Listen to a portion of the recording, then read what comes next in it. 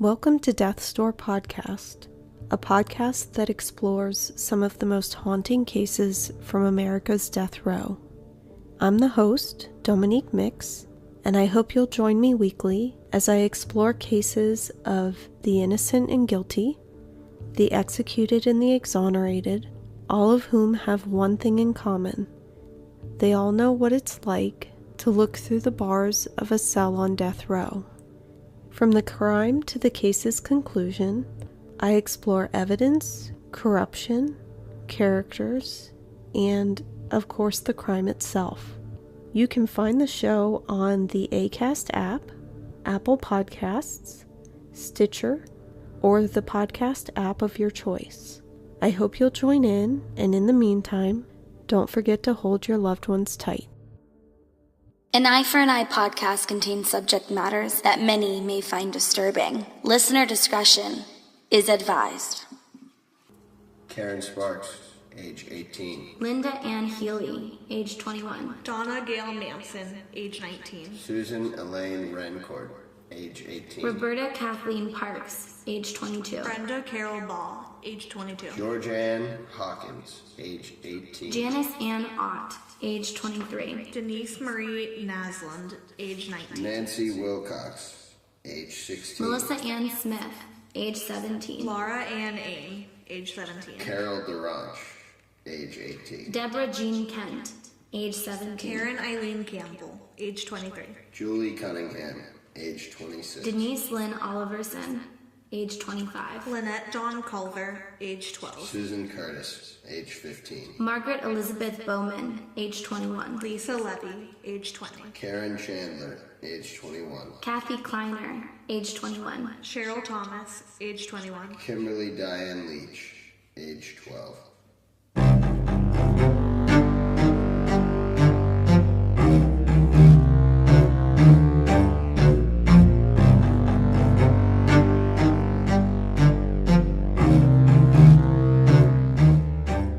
Good evening, folks. Welcome back to your favorite Eye for an Eye podcast. I am your host, Matt, with my lovely co-hostess with the mostest. Hey, Lisa.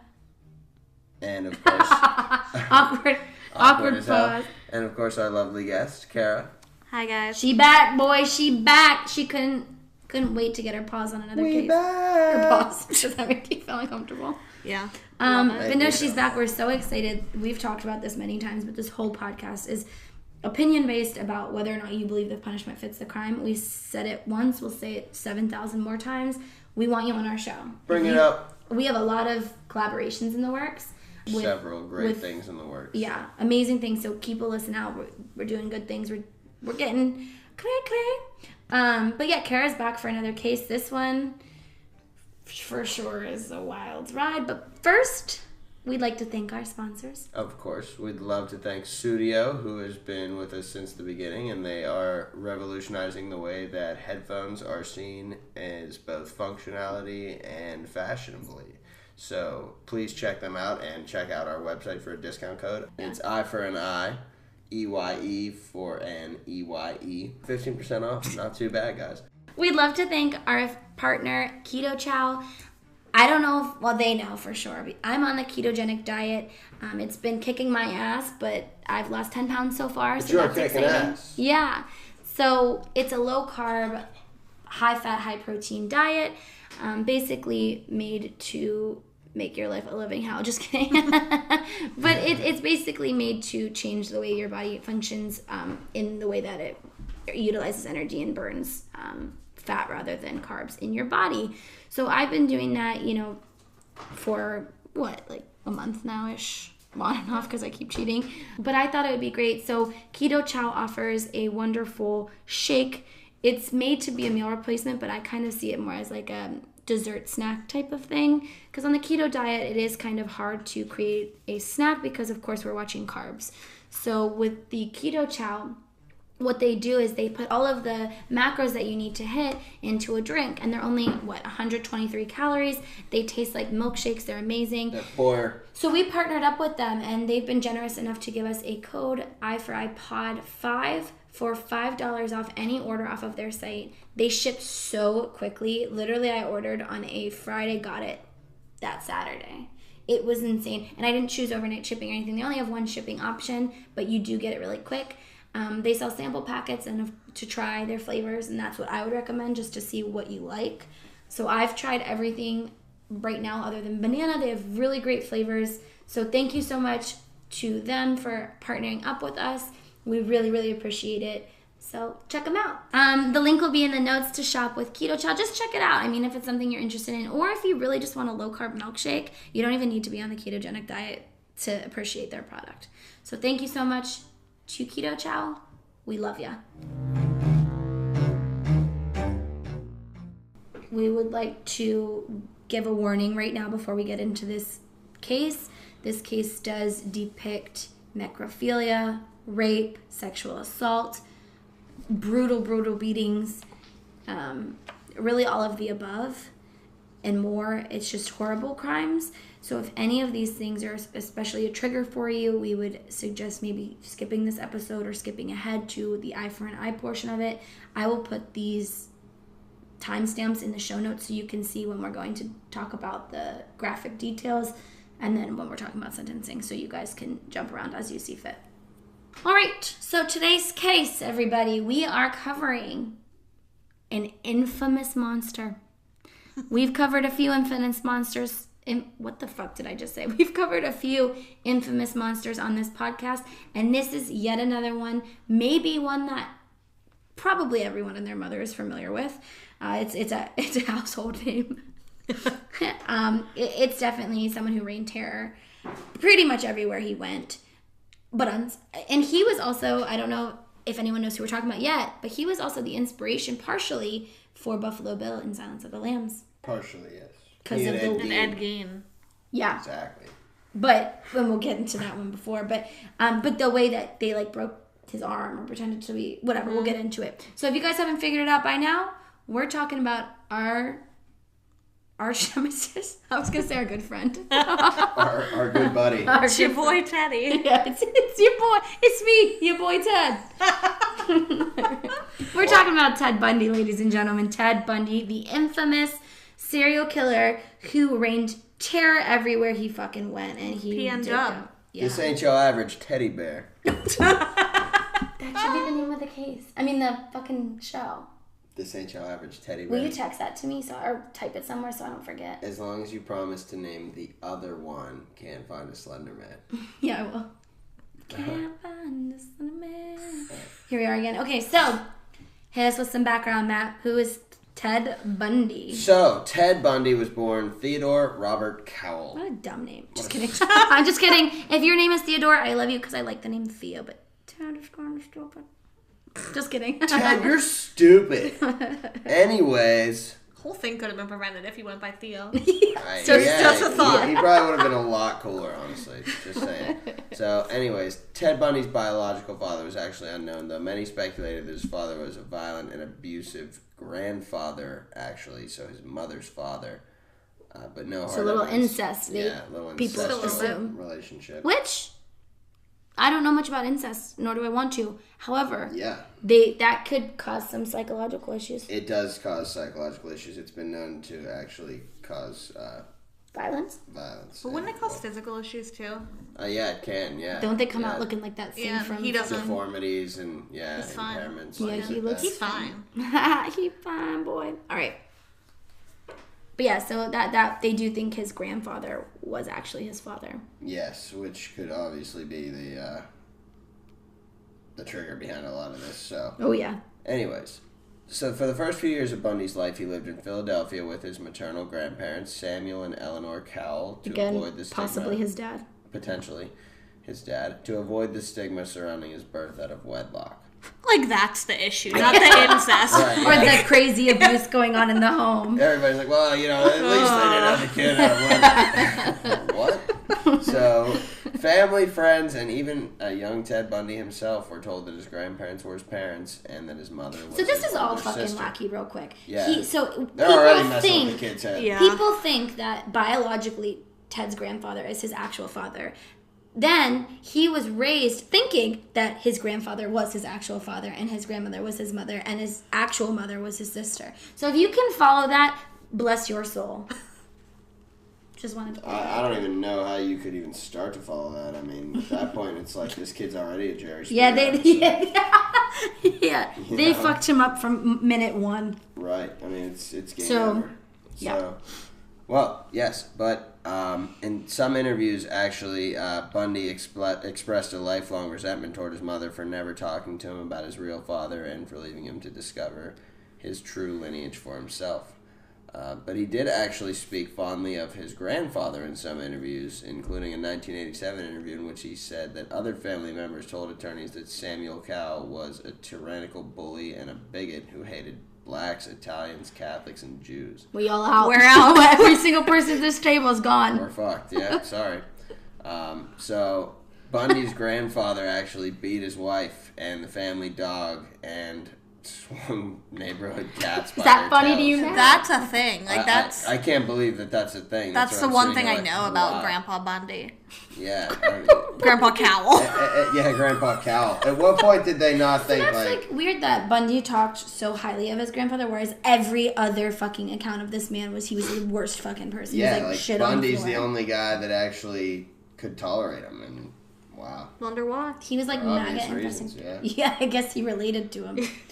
Yeah, they had something in common. It was even said, Matt, that once his dad, grandfather, whatever the fuck this man is to him, he threw Louisa's younger sister, so I'm guessing who Ted Bundy thought it was another one of his sisters, Julia, down a flight of stairs for oversleeping.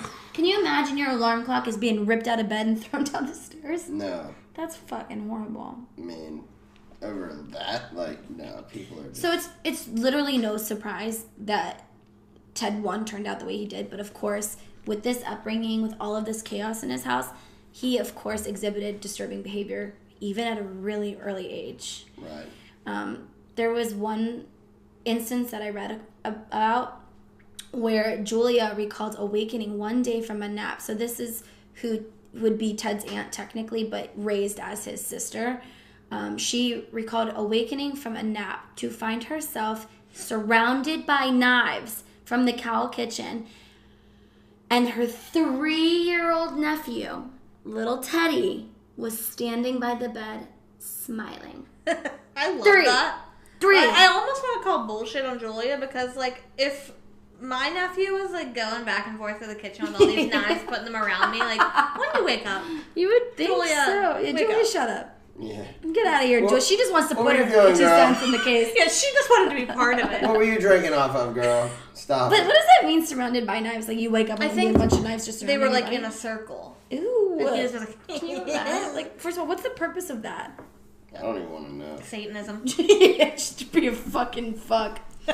Little, but he was 3. Like, bullshit. A 3-year-old grabbed all the knives from the kitchen and surrounded your ass with them. A 3-year-old can't even draw a circle. Let It's alone a make fun one and story, fucking- but yeah, Julia. I'm skeptical. Julia, you playing, girl. You wildin', girl. So, in 1950, Louise abruptly changed her surname from Cowell to Nelson and left Philadelphia with Ted to live in Tacoma, Washington with cousins. So she said, fuck this abusive-ass household. My son's already turning into the devil himself. We're peacing out. She gone. She is gone. Right. Now, I don't understand why she didn't leave earlier on, knowing that she might have had a kid with her dad, but... What do you mean? She might have. She would have known if she had a kid with her dad. That's what I'm She might have, she might not have. We don't know. Maybe she was, hooking up with multiple people, including her dad. Who knows? Oh, Lord, help me. I mean, did they think he raped her, or was it, like, consensual? We don't know. It's unclear. I'm imagining rape if this man is a violent individual. yeah. You know what I mean? I don't think he was like, honey, baby bear, please sleep with me tonight, my beautiful child. like, sure, Dad. Yeah. Okay, let's go. Fuck, that's horrible. Uh-huh. So in 1951, Louise met Johnny Culpepper Bundy, You just developed an accent saying that. Culpepper Bundy. I love that. a That was hospital perfect. cook, at an Ooh. adult singles night at Tacoma's First Methodist Church. There's a lot to deal with. That's a sentence. That's Johnny Culpepper Bundy. Hospital cook at an adult singles night. They make it seem like he's like a cook at the Four Seasons or whatever. Like, no, it's a hospital. They married later that year, and Johnny. That was pretty fast. Yeah, I mean, you don't mess around when it comes to hospital cooks. Right. You gotta wipe them up instantly. When you have the chance, you gotta go for it. And they married later that year, and Johnny formally adopted Ted, becoming the Bundy that he Yeah, that's came clearly to be. what Ted Culpepper got his. What if it was serial killer Culpepper? I kind of want it to be. Culpepper Club. Dante, what's Ted up? Culpepper Bundy. Johnny and Louise conceived 4 children of their own, and although Johnny tried to include his adoptive son in camping trips and other family activities, Ted remained distant. Of course, as one does when you have a parent that's Yeah. not really like a parent figure in your life. Bundy later complained to his girlfriend that Johnny wasn't his real father, quote, wasn't very bright, and, quote, didn't make much money. I mean, hospital cook. See, And hospital. he wasn't a doctor as well as being the cook? You're like, what? Sorry, he wasn't bringing in the bank? Yeah, sorry. Cooking meals for the hospital? What kind of, has anyone ever, side note, has anyone ever seen the fucking meals at a hospital? They're It not looks good. like someone shit out onto a plate and then mixed it around with some pepper and salt. Maybe that's why they don't pay them well. There you go. Because they're not They're working. not good. Yeah. There was no physical abuse or fighting in the home. I'm not saying this was Leave It to Beaver. It wasn't a perfect. No, I don't know that such a home exists, but it was a fine, solid Christian home, and nobody, I hope no one will try to take the easy way out and to try to blame or otherwise accuse my family of contributing to this, because I know, and I'm trying to tell you as honestly as I know what happened, and I think this is a message I want to get across. So, throughout various interviews he held in his life, Bundy had different recollections about his time in Tacoma. He sometimes described how he roamed in his neighborhood, picking through trash barrels in search of pictures of naked women, which, ironically, weird. Would you think to go in a trash barrel to find pictures of naked women? Why not just go to the gas station and look for a hustler? Yeah, Would you look at your neighbor's trash and be like, there's some nudies in there, I know it. old Mr. Wang down the street has definitely got something in his crap. Oh my god. He's tossing out the nudies. He's definitely keeping them in here. But at other times, he said he would peruse detective magazines, crime novels, true crime documentaries for stories that involved sexual violence, particularly when stories were illustrated with pictures of dead or maimed bodies. So he also would describe how he consumed large quantities of alcohol and would canvass the community late at night in search of undraped windows where he could observe women undressing or whatever else could be seen. So he's a peeping Tom, pretty much. Yeah, he was a peeping in the Tom to early, start which out, is seemingly how it starts, right? And a lot of times, yeah. But after graduating from high school in 1965, Bundy spent a year at the University of Puget Sound before he transferred to the University of Washington in 1966 to study Chinese. Which is out of left field. Yeah, very odd. But in 1967, he began dating a classmate at UW who had multiple pseudonyms, but is most commonly referred to as Stephanie Brooks. I thought that said syndromes. So did I at first.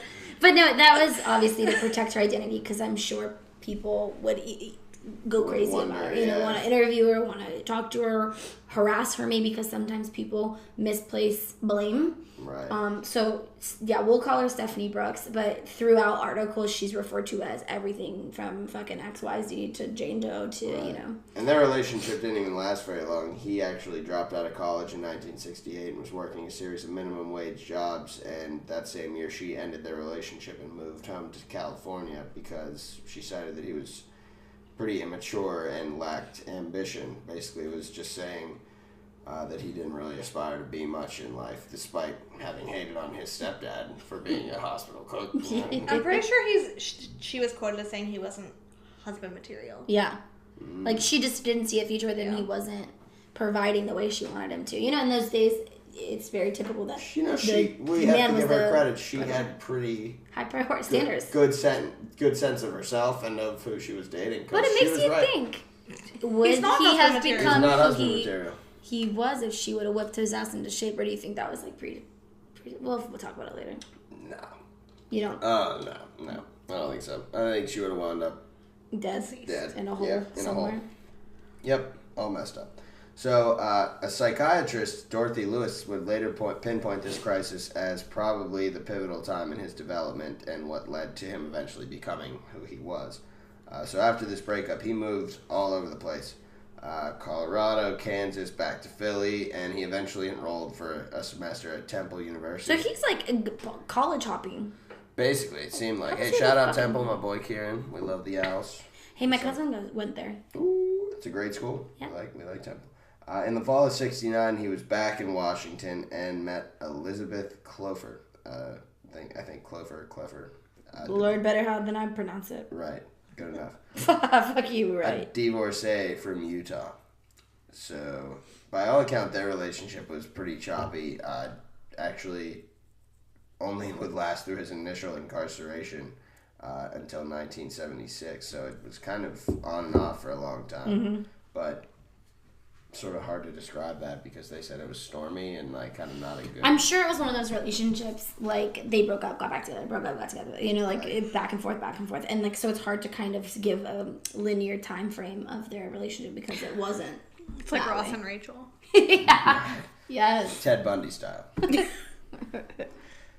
So, by mid-1970, at least, Bundy was now more focused and goal-oriented and re-enrolled at UW, and this time as a psychology major. How the fuck does he have the money to do all of this? I don't know. He's just hopping around. I mean, I know college was cheaper back then, but holy fuck. He's living off Culpeper money. Yeah, right. Yeah. Money. Not Monday. Monday. Monday. That's the new currency. Johnny Culpeper Bundy money. Bundy money. In 71... he actually took a job, ironically enough, you guys are not going to believe this, at Seattle's Suicide Hotline Crisis Center. So we wonder if he was taking calls and trying to talk people out of suicide. What the hell was he saying to them? I mean, this is Ted Bundy, right? Yeah. He was like, I mean, you know what? You probably suck. It's so wild, and it's, you know, because like we said, he liked to view dead bodies or whatever. Maybe it fueled his fantasy because at a suicide crisis hotline center, you have to think, yeah, your job is to talk people down, but how many people can you talk down who are really determined to die by suicide? Right. So maybe that gave him a little thrill because he was actively listening to people. Yeah, it might have been like a control thing too. Yeah, but by all accounts, he was normal. He was like not normal, you know, whatever. Normal. Yeah. Normal is he was able to present himself as a functioning member of society, right. Without any issues. And his coworker is renowned now. She Anne Rule. If you haven't read her book, you need to. I actually have it on my phone. I've been reading it really slowly because I suck at doing anything at one time. But it's called The Stranger Beside Me. I'm telling you, you need to read it because she was working with him. He was one of her good friends at the Suicide Crisis Hotline Center, and she talks all about it. And she was completely shocked when all of this came out. I think I read somewhere or heard on another podcast that like he would like walk her to her car like late at night and be like, be careful, make sure your doors are locked, you want any creeps getting in. And you have to think like this is while these he started is the taking ultimate place. creep. Yeah, this is the dude that you have nightmares about. It's interesting because people have asked her, you know, did you ever feel threatened? Because you are, you know, not necessarily falling under like the what's it called? Not prototype. The type when you're like have a type of murder. The modus operandi. Was she pretty? Yeah, but she was blonde, and he went for the middle part, brunette bitches. The Hyams. Yeah, literally they would all be dead. Sorry, guys. What's it called when you go after one type of profile. person? Yeah. Okay, the profile. So that's fucking wild. So we could all speculate why he took a job at a suicide hotline crisis center, but I do think it's control. I do think it was being closer to death because that was something he clearly had some kind of fucking wank off session to. Or something. But she described him in her book as being kind, solicitous, and empathetic, and not really the type of dude that you'd suspect any of this of, like you said. And here she is speaking about that right now. Threatened. I was never afraid of him. The interesting thing was that I took my dog, who loved everybody. She was a big old mutt, German Shepherd collie, lap, I don't know what else. Every time Ted came over to my desk and put his hand down, she'd growl, and the hackles would go up in the back of her neck. Dogs know, man. I'm telling you, the fucking day that Peanut doesn't like someone, get out. Out. The fucking out. I'm not even gonna give you 2 seconds. You're out. She sees dead people. I already know that. Bitch. Not today. You're out. Goodbye. But I think that was interesting that Anne Rule didn't see it herself, but her fucking dog had that intuition. Yeah, that's what's creepy to me. The dog was. Isn't that just so fucking creepy? Oh, that makes me think of O.J. Simpson. Because the dog's the only witness to the murder. Yeah. Right. Isn't that it's just all fucking dogs, man. We don't deserve them. They're everything and things that dog has seen. Yeah. Well, in early 1973, Bundy actually was accepted into the couple different law schools, the Law School of Puget Sound and the Law School at University of Utah, despite mediocre LSAT scores. He got in on the strength of letters of recommendation from Governor Evans, who he was campaigning for, Davis, his psychiatrist, and several other psychology professors he had worked with at UW, who apparently thought he was pretty sharp. Which is kind of in itself very creepy. And please remember these time frames. I mean, I know it's hard because it's a long span of time, but remember it's in the 70s, so just keep that in mind because while all this is going on, other stuff is going on as well. So in 1973. Okay. In 1973, Bundy rekindled his relationship with Brooks while still dating Clover. Playing that fucking field, bro. As well, neither woman knowing of the other's existence. He was literally trying to be on Jerry Springer. His whole existence is a Jerry Springer show. Brooks said she and Ted often discussed marriage, even being introduced to Ted's coworkers as his fiance. And this is not funny, but it's like low-key my favorite thing. In January 1974, however, he abruptly broke off all contact. Her phone calls and letters went unreturned. So, like, he invented ghosting. Yeah. Yeah, he started the ghost. Yeah, like, he's the OG. Carol, that's such a great point. He straight up ghosted her. This was pre-Facebook, too. It was probably way easier. Yeah, y'all millennials think you created ghosting. It's Theodore Bundy. Oh, yo, Bundy had this down in the 70s. He just said deuces. When Stephanie finally got a hold of Bundy to demand an answer in regards to the breakup, Bundy said in a flat, calm voice, "Stephanie, I have no idea what you mean." And hung up. Never to speak to her again. You probably sound just like him. Stephanie, I have no idea. I have no idea what you mean. She probably wanted to sock him right in the fucking face. And later he said that he just wanted to prove to himself that he could have married her. What? I think couldn't have. What? He couldn't put... Oh, like that she would let him. Yeah, like that he could get her back. Because she broke up with him, remember? Because she thought he was like... Fuck. Yeah, she thought that he was the not husband material. And so he wanted to say, you know what, you fucked this up. You did it. I did it. Yeah. Ew. Isn't that insane? It's a control thing. Yeah. So he's definitely manipulative, obviously. That's his whole fucking thing. Brooks has stated in retrospect she believes Ted intricately planned the rekindling and breakup to get back at her. Which, he said that. Yeah. Good job, Steph. Yeah. You were after the fact. By this point, Bundy had begun skipping classes at law school. By April, he'd stopped attending entirely as young women began to disappear in the PN Dub. Dun, dun, dun. The Pacific Northwest. PN Dub, I love Shout out the gang. Shout out Portland. The year the murders began, he was the assistant director of the Seattle Crime Prevention Advisory Commission and, funny enough, wrote a pamphlet for women on rape prevention. Isn't it so weird that all these, like, BTK did this shit too. He worked for a security system. Yep, they tried to get involved this before it even became a thing. I guess is smart because then you're in it, you know what people are looking out for and you know how to take advantage of it. Already, yeah. Mm-hmm. Like, if you're installing alarm systems like BTK, if you haven't watched that episode, go back and watch it. Please check it out. But he knew how to break into houses because he knew these alarm systems. Right. Whereas Ted Bundy knew how to, coerce prevent girls. a rape. Yeah. Yeah, prevent. So, there's actually no clear consensus on when Bundy began his murder spree, though.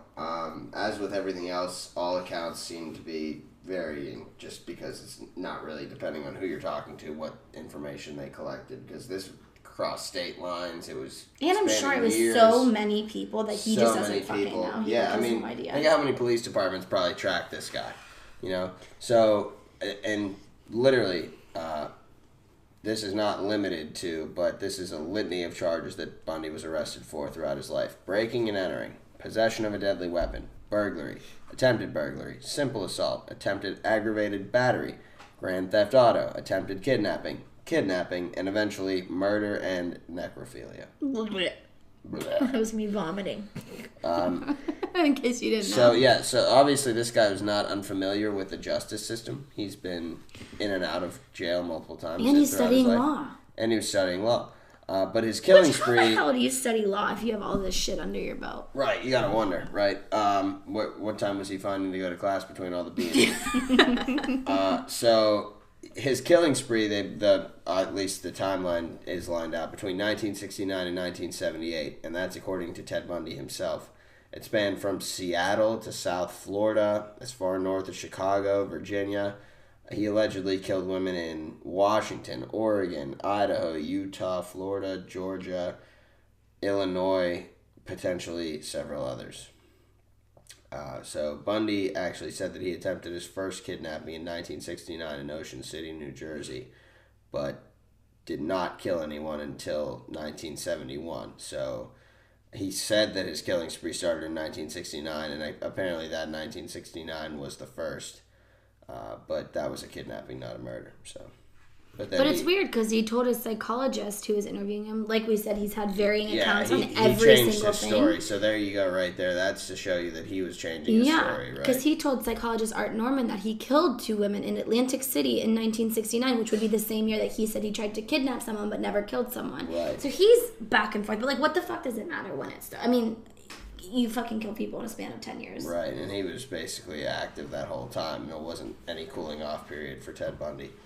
So he hinted at, but refused to elaborate on a homicide to Detective Robert Keppel in 1972, a murder in Seattle, and then another in 1973 that involved a hitchhiker. So they think that he might have actually started killing as early as his teenage years. Well, if he's surrounding Julia with knives, we probably... Right, Julia yeah. made that shit up. Girl, get it together. Julia, get your shit together. Ted's fine. Dude, she called it though. Well, I guess it's after the fact, because did she report anyone for surrounding him with knives? No, she's probably just like, LOL. Like, this kid. This mother. Can you imagine how creepy that is to see a fucking 3-year-old standing in the corner of your room smiling, and you wake up and there's knives all around you? I'd kick him. Kick him in the face. So circumstantial evidence has suggested that he abducted and killed 8-year-old Anne Marie Burr of Tacoma when he was 14 years old in 1961. Now, this has never been proved. It was just an allegation. He's repeatedly denied it, but there was a lot to say that he could have been there. A little bit more on that really quick. A little more background on the Anne Marie Burr, which is what people tie him to, but he's never been accused of and he never admitted. And at this point, you'd think he admitted most of the shit he did, so like, why would he not admit this? But she was age 8 and she vanished from her Tacoma home on August 31st, 1961 when Bundy was 14. So she was 8, Bundy was 14. Now the Burr house was on Bundy's newspaper delivery route, so he was in contact with this family. And the victim's father was certain that he saw Bundy in a ditch at a construction site on the nearby UPS campus the morning his daughter disappeared. Other circumstantial evidence implicates him as well, but detectives familiar with the case have never agreed on the likelihood of his involvement with that case, and he's repeatedly denied culpability and wrote a letter of denial to the Burr family in 1986. Now, Keppel, the detective that we were talking about earlier, has observed that Burr fits all 3 of Bundy's no discussion categories, or too close to home, or too close to family, and very young. He won't discuss things if they're too close to home, too close to family, or happened when he was very young, is what they were saying. So that's why they believe he has part of this. Now, forensic testing of material evidence from the Burr crime scene in 2011 did yield insufficient intact DNA sequences for comparison with Bundy's. Mm-hmm. So he was not ever DNA tested towards the crime, but it is kind of ironic that his fucking paper route happened to be on this little girl's street and she disappeared, and then her father fucking sees him near the crime scene. Yeah. So that's just something that I wanted to touch on because he has been linked to other crimes but not convicted of them, never admitted some of them. So it's kind of interesting to know. So that was that one. Right. His earliest documented homicides were committed in 1974 when he was 27. By his own admission, he had mastered the necessary skill in the era before DNA profiling, minute to leave minimal incriminating forensic evidence at any crime scene. So it was easy for him to move around because he was a drifter and unemployed for the majority of this time.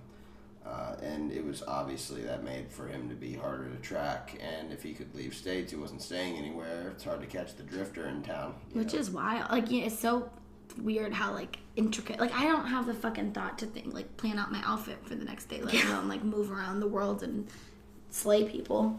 Right, exactly. Yeah, I'm not that good.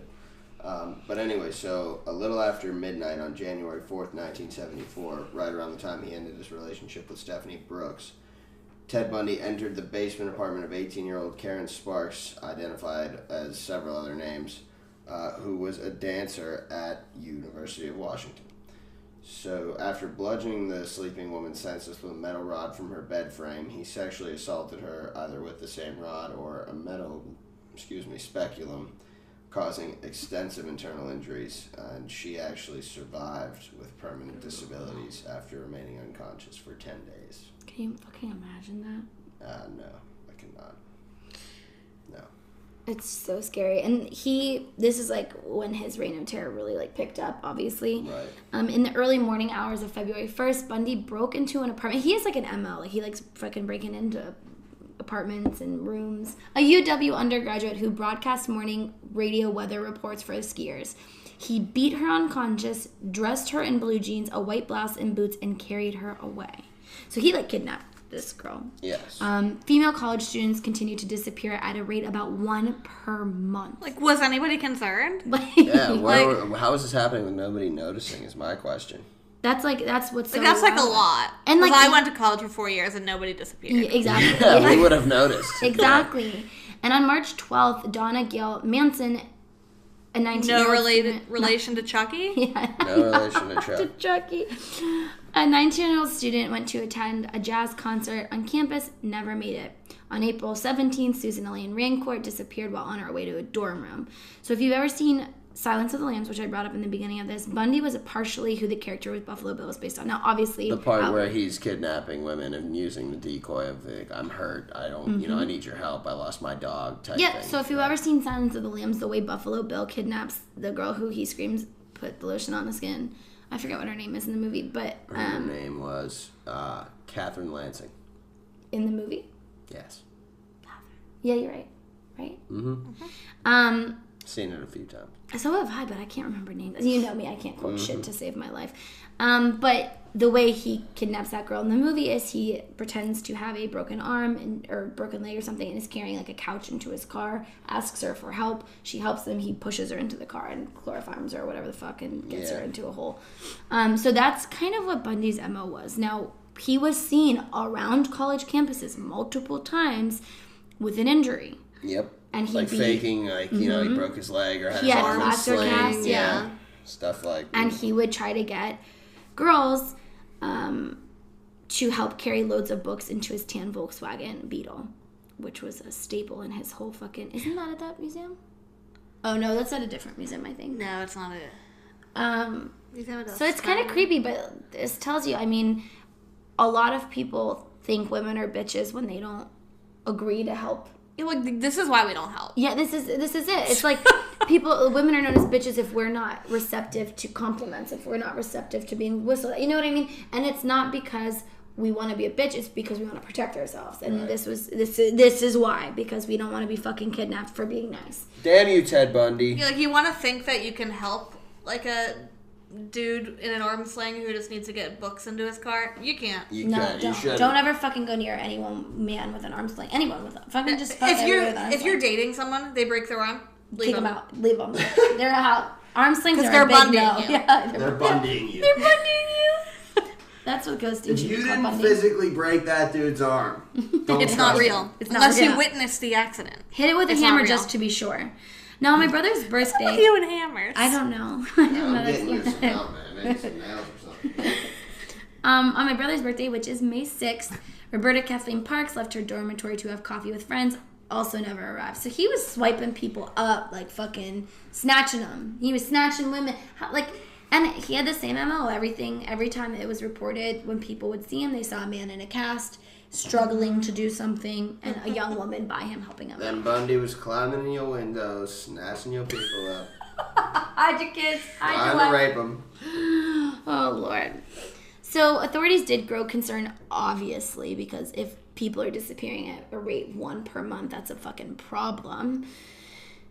But unfortunately, Bundy was good. There was lack of physical evidence on the scenes, and the missing women had little in common other than being attractive white college students with brunette hair parted down the middle. Now, I'm sorry, that's pretty specific. That's a lot in common too. Yeah, that's pretty basic. Like, you have brown hair parted down the middle. In the 70s and 80s, that's every girl. Exactly, so that's like... That was the brain of the middle part. Yeah, yeah, it really was. Don't fight. This is also a lesson. Don't part your hair down the middle anymore. You can't. Hyams, keep parting it down. Yeah. They're an exception to the rule. Now, of course, students continued to disappear. There was Brenda Carroll Ball. There was Georgianne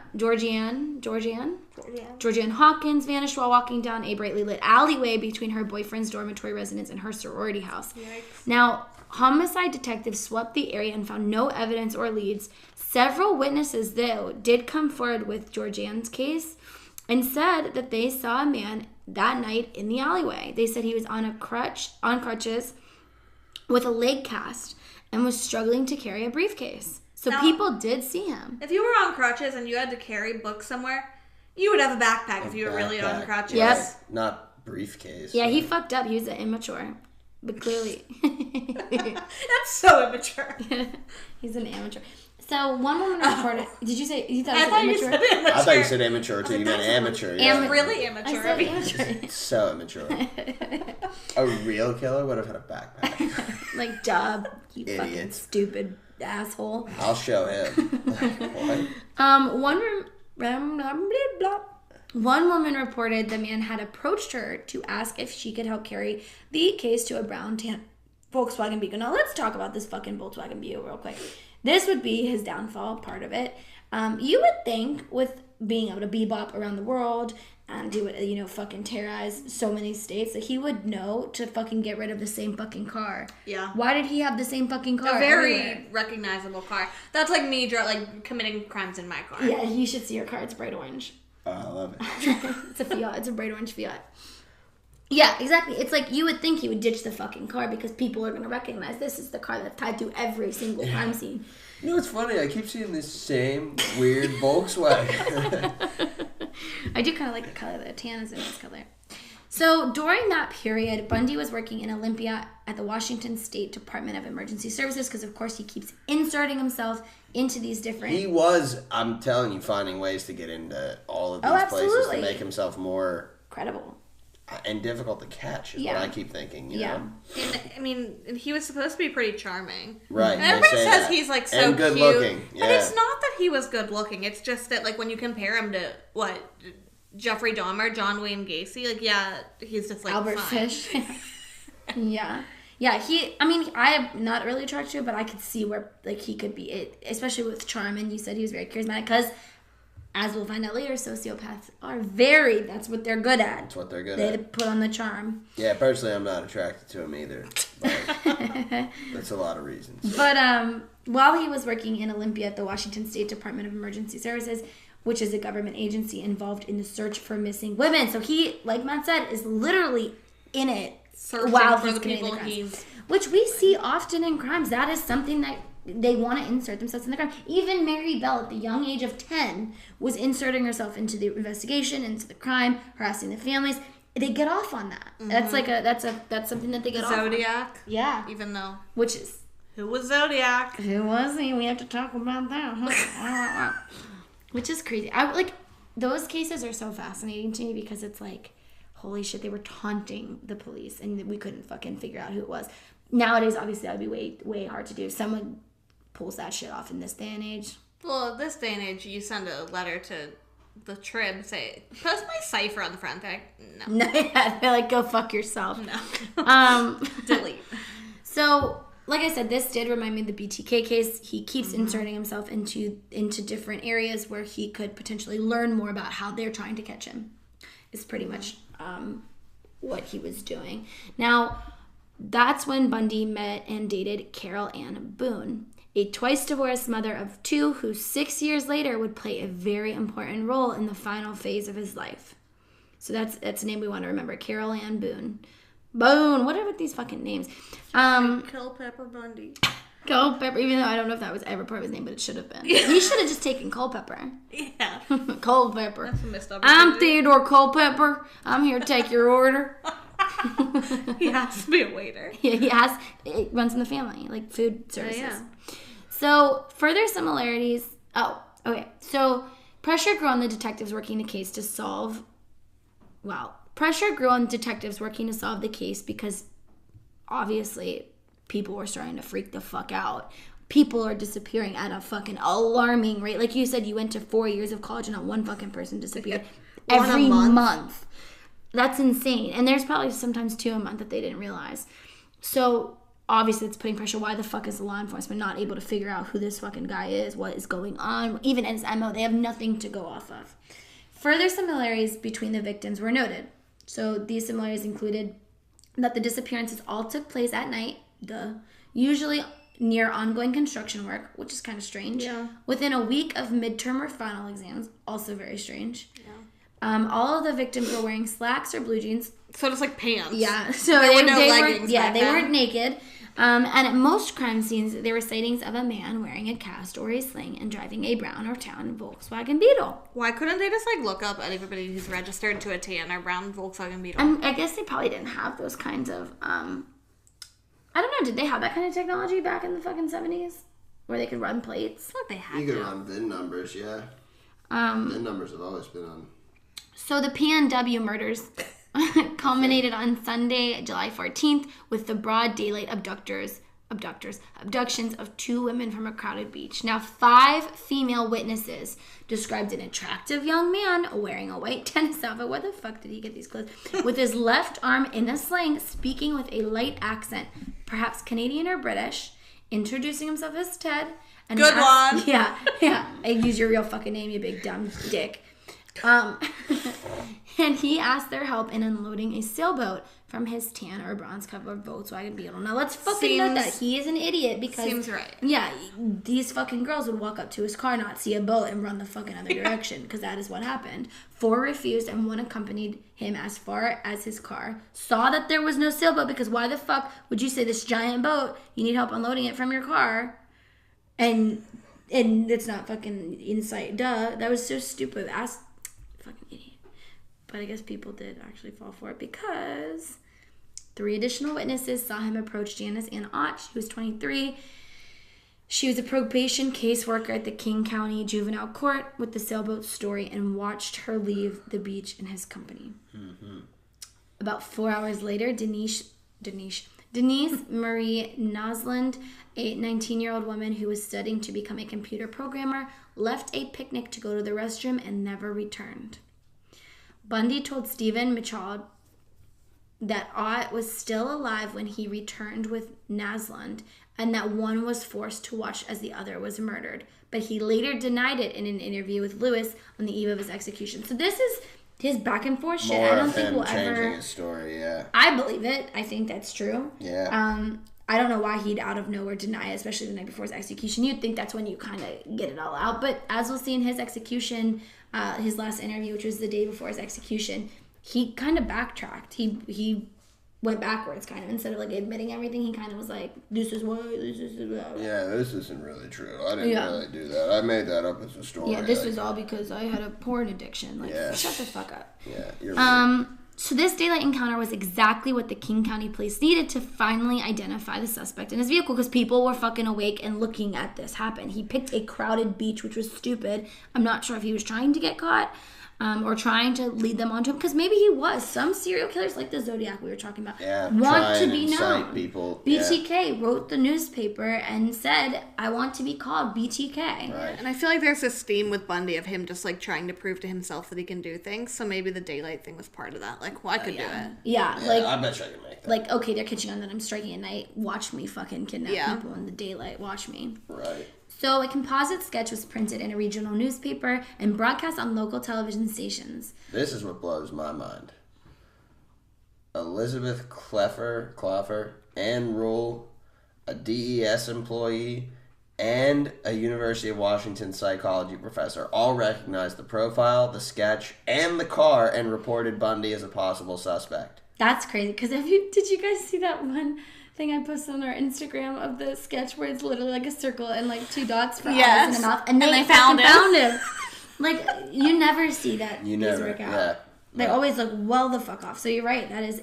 That's crazy. I mean, detectives at the time were receiving 200 plus tips a day, and they thought that it was unlikely that a clean-cut law student with no adult criminal record could be the perpetrator of these crimes. Think again, bitch. Right. You fucked up. Good thing their instinct kicked in. See, that's the thing I learned in my last job. Don't ever cherry pick. I pitched a bald man a straightener, and he bought it. So don't ever fucking cherry pick. You never know. Because what's a bald guy gonna do with a straightener? I don't know, but he could give it to his daughter, his grandma, whoever the fuck he wants to give it to. He could put it up his butt if he wants. Sold a bald guy a straightener, prosciutto to a rabbi, and honestly, one time I actually sold an Eskimo some ice. What? Is that real? No. Oh.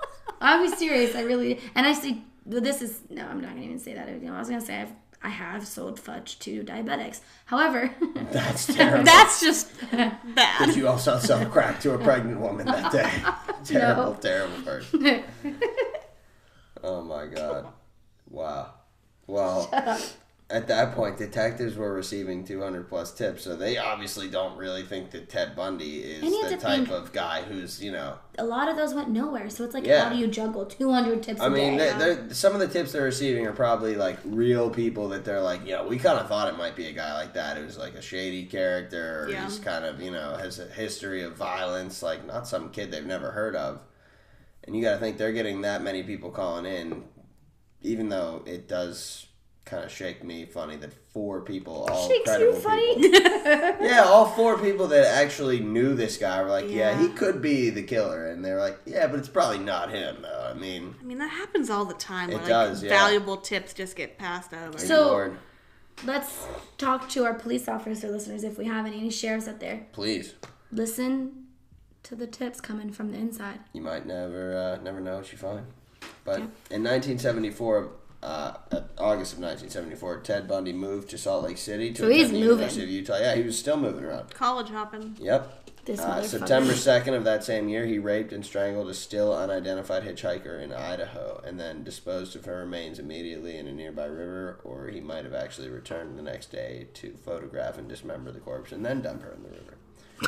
So on October 2nd, he sees 16-year-old Nancy Wilcoxon Holiday, a suburb of Salt Lake City, dragged her into a wooded area, intending to de-escalate his pathological urges, he claimed, by raping and then releasing her. But he wound up strangling her accidentally, so he claimed, in the process of trying to silence her from screaming. Gosh. Yeah, so this Bundy, is tough for us to read, honestly. On October 18th, Melissa Ann Smith, 17-year-old daughter of the local police chief in Midvale. So he's literally like playing with fire. Like I wonder if he knew that. Yeah, I don't know if he knew that, but I mean, he's just out here like picking people up. Like there's not like he's any. Just out here. He really was. Here. I mean, he was just picking. Bitch, we out here, and he was like just picking Bundying girls. around. Yeah, Bundying up, and like he was like, I like her. Like you guys ever see that old cowboy? He's like, I like him. Like Michael Jackson picking people off the street. That's literally what Ted Bundy was doing. He'd be driving by like, oh, she's cute. I like that schoolgirl. Gonna kill her tonight. Yeah, I'm gonna kill her. That's kind of what BTK did. He kind of, yeah. I mean, he profiled. So yeah, the daughter of the police chief in another Salt Lake City suburb, disappeared leaving a pizza parlor, and her nude body was found 9 days later in a nearby mountainous wooded area. And post-mortem examination indicated that she actually may have lived for up to 7 days following her disappearance. Just recently died. Yeah. So then on October 31st, again, so these are all happening within a couple weeks of one another. Mm-hmm. September 2nd, October 18th, October 31st. He's going quickly here.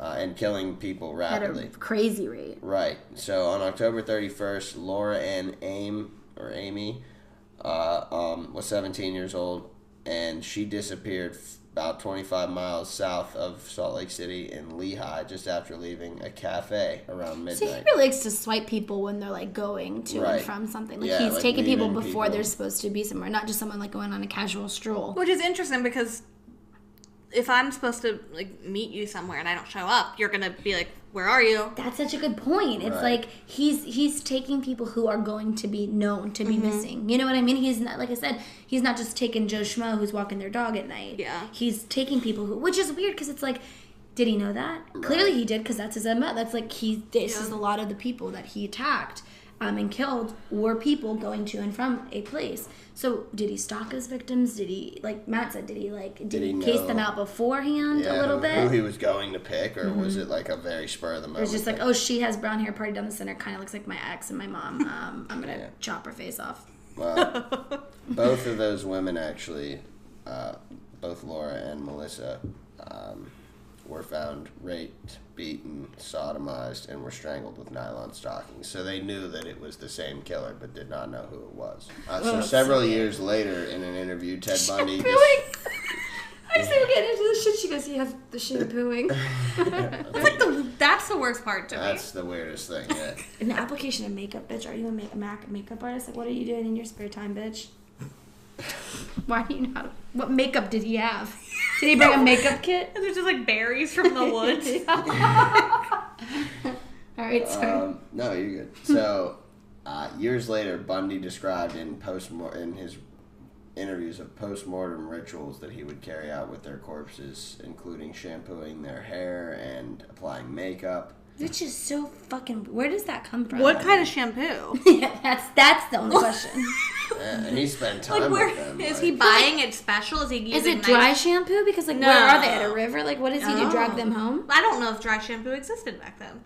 What do you think he did? Was he buy, like, a rubber bank? I'm not really too concerned with what he did. It's really interesting. That's the part I'm concerned about. I'm a little worried about you guys being so concerned by that. You know. But what did he? You're worried about. He didn't condition it. He just shampooed it. That's Which the is a big for no. disaster. Yeah, that's a big. You guys are worrying about his showering habits for his corpses. And I'm like, it's a little weird either way. A little comedic take in a serious case.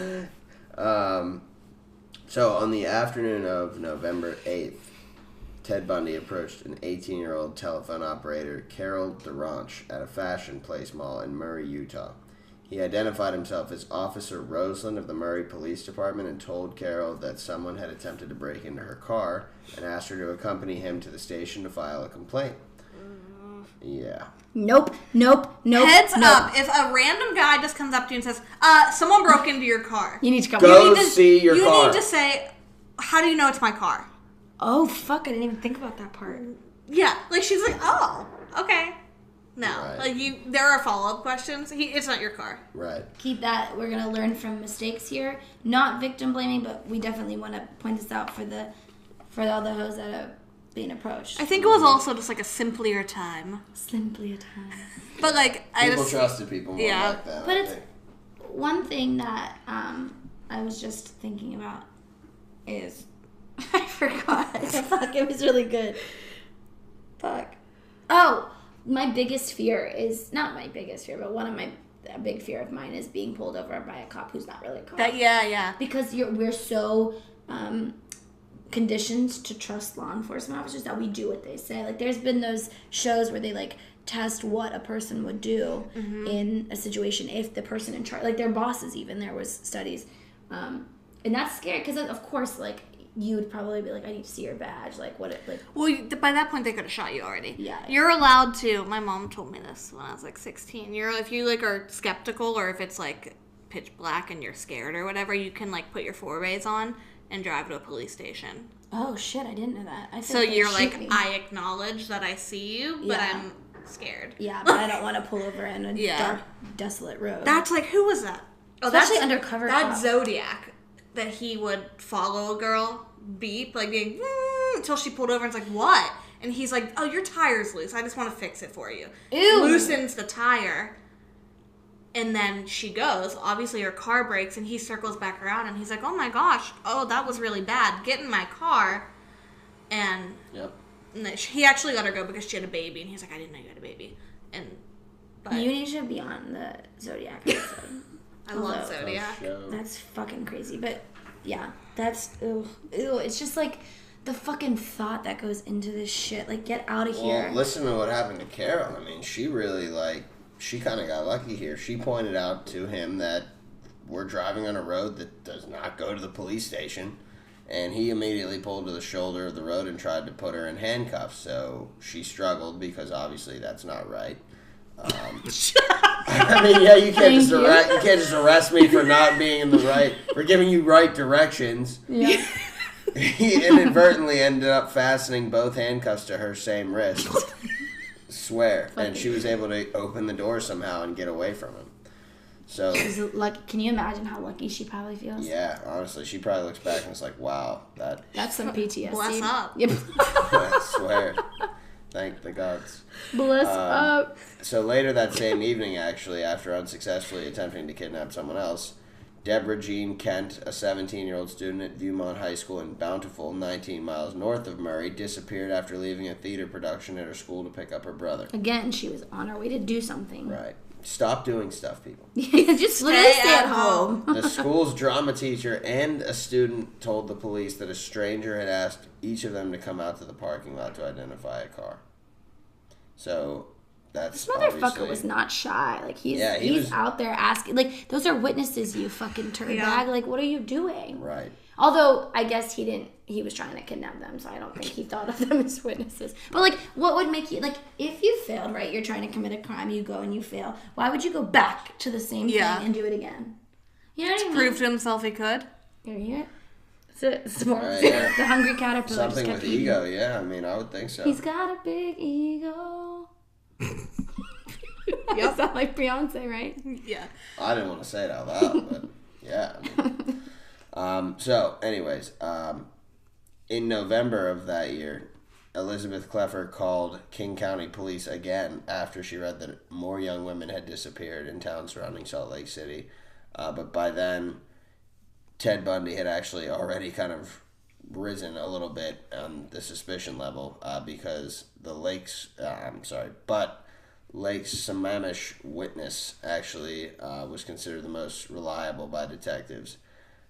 Somebody who had seen him allegedly at the scene of picking up, what was it, Deborah Jean Kent? Mm-hmm. Yeah. And they actually failed to identify him in a photo lineup. And mind you, these are the people that they thought were the most reliable. So because they couldn't identify him, they put a hole in their case basically against him. So it's just so it's like so many parts of this could have been stopped, and it's like, I mean, he was released from custody several times or ignored. Do you think he was shitting his pants in that lineup? Oh, it was a photo lineup, so he wasn't physically there. Yeah. No, because if he was shitting his pants, they would. No, you're right. I mean, like if he looked nervous at all, like. But it was a photo lineup. He wasn't like physically there. Oh, you're right. I fucked up. I thought it was like a lineup. But on January 12th, this is a 75 now, right? 75, 76? All over the place, in the 70s. Yeah. 75. I think it was 75, yeah. So January 12th, 1975, a 23-year-old RN named Karen Eileen Campbell disappeared while walking down a well-lit hallway between the elevator and her room at the Wildwood Inn in Snowmass Village, 400 miles southeast of Salt Lake City. So this isn't a hotel that she's disappeared. Somebody just snatched her up. That's so fucking scary. That's crazy to me. And then... This is why women are in fear all the time, because we just get snatched. Right. I just watched Snatch yesterday. It was not good. What's That Amy Snatch? Schumer movie? It was horrible. Oh. 2 months later, on March 15th, Vail ski instructor Julie Cunningham, who was 26, disappeared while walking from her apartment to a dinner date with a friend. He had to have been fucking casing these people. He must have been doing something, man, because how else did he, know that these people were leaving at that time and whatnot? Like, what was he he wasn't that lucky, I don't feel like. No, Not that many times. Not that many times. Right, without somebody noticing him. Like, how did he catch these people, on a quiet street without anybody being like, it goes what's going to on show over that, there? people have this image of the boogeyman, and it's not what Ted Bundy No, was it's the like. guy you would least expect. It's John Wayne Gacy. Yeah. Yeah. Right. That's the boogeyman. Yeah. That's who it is. Yeah, seriously. Slender Man. Bundy told Colorado investigators later that he actually approached Cunningham on crutches and asked her to help carry his ski boots to his car, where he clubbed and handcuffed her, then assaulted her and strangled her at a secondary site near Rifle, Colorado. Why do you need ski boots? If Why you have crutches? was he there with Like, he was, I'm gonna try, but, like, I'm on crutches.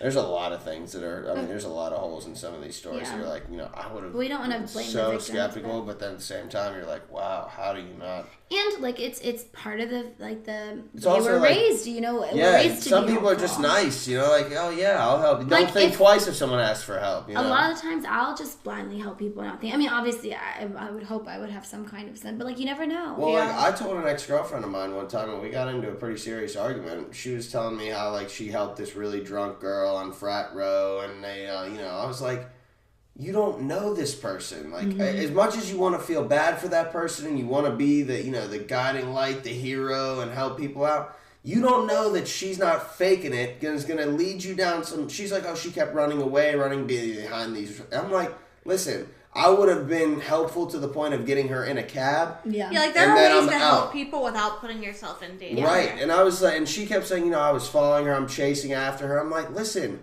how you know she's not taking you down some alley where there's two dudes waiting for you, and she's standing there like, thanks for all your help, bitch, and now you're done. Like, that's that, and you're done. Like, sorry, but you just fucked up real hard, thinking you were helping somebody. Yeah. Like, it's help Bundy...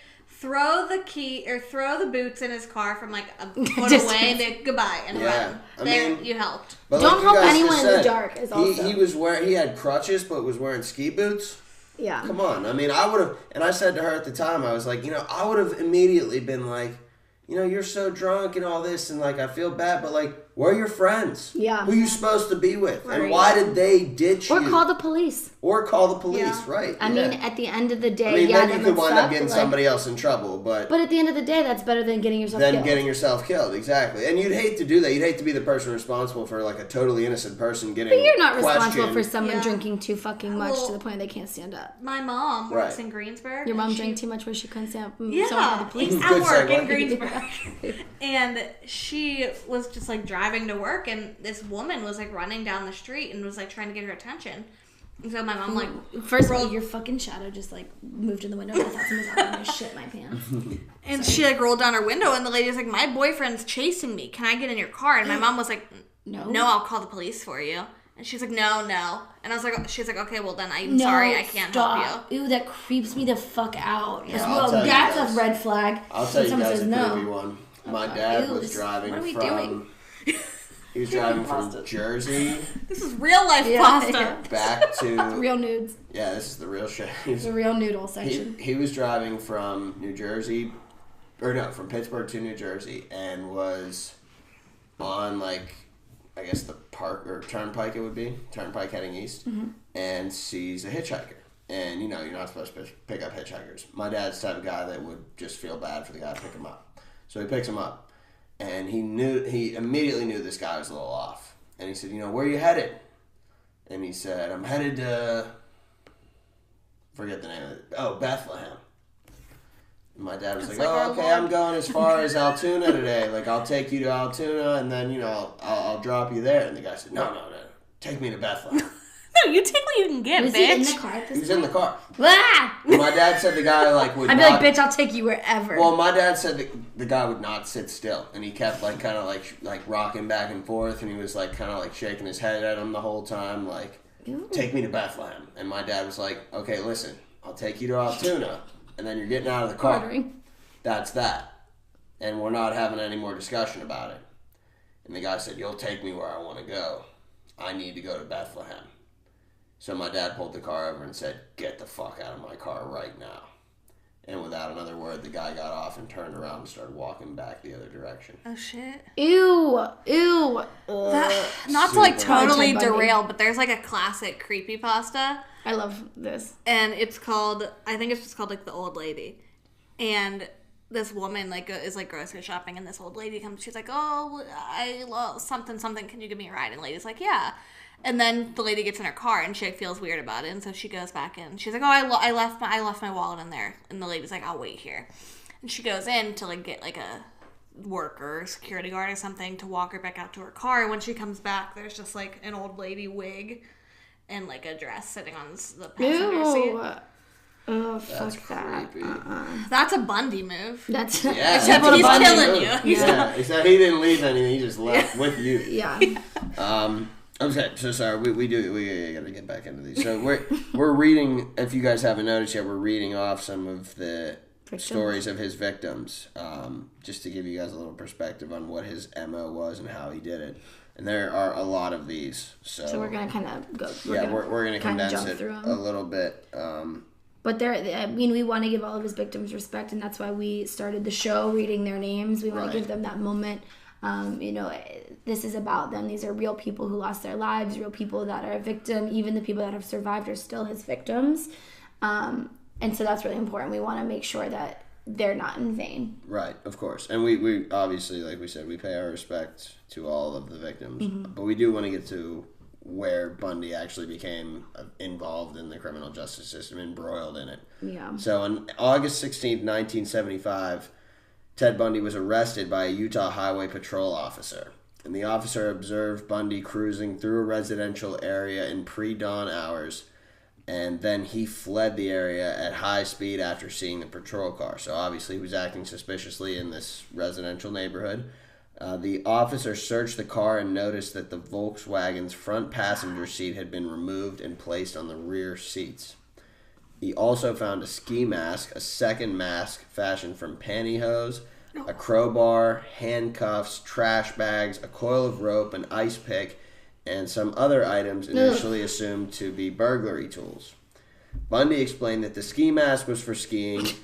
Yeah, good call.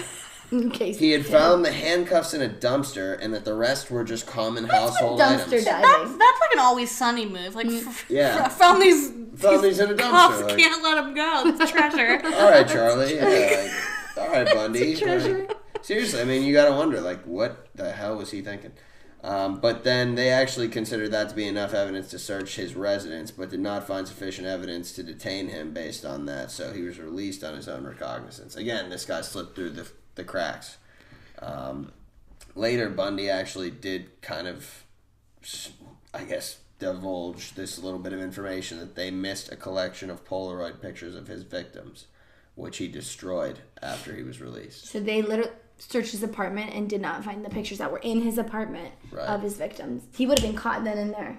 Right.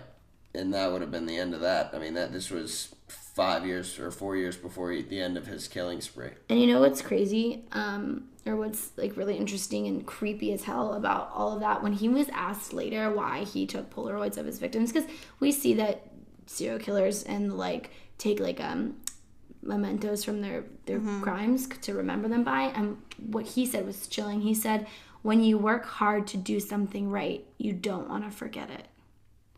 So just want to... That's why he said he took pictures of the people he killed. Clover, that was like his second girlfriend. Yeah. Not the one he ghosted. But she's the one that keeps turning him in. Yeah. Yeah, she called the police. She's the right, like the one on the right side of the fence. She was interviewed by detectives and told them she often found things around her house and Bundy's apartment that she couldn't understand, like crutches, a bag of plaster of Paris that he admitted stealing from a medical supply house, a meat cleaver that was never used for cooking, surgical gloves, an oriental knife in a wooden case that he kept in his glove compartment, and a sack full of women's clothing. Due to Bundy's perpetual debt, she said she knew he was unable to purchase these items and suggested they were all stolen. And she remembers one specific incident where she confronted him over a new TV and stereo, and he flew off the handle and said, "If you tell anyone, I'll break your fucking neck." She also recalled... Good response. Yeah, good one, Bundy. Where'd you get this TV? Don't fucking tell me. She's like, I was just asking. Where you got the TV? Walmart. Yes. Yeah. Like, fat dumpster. I'll break your fucking neck. Bitch, I'll break your fucking neck if you say anything. Okay. So do you want to watch Maury? She also recalled him becoming very upset whenever she considered cutting her hair, which was long and parted in the middle. Dun, dun, dun. And she would sometimes awake in the middle of the night to find him under the bed covers with a flashlight examining her body. I would punch him. Yeah, like the fuck.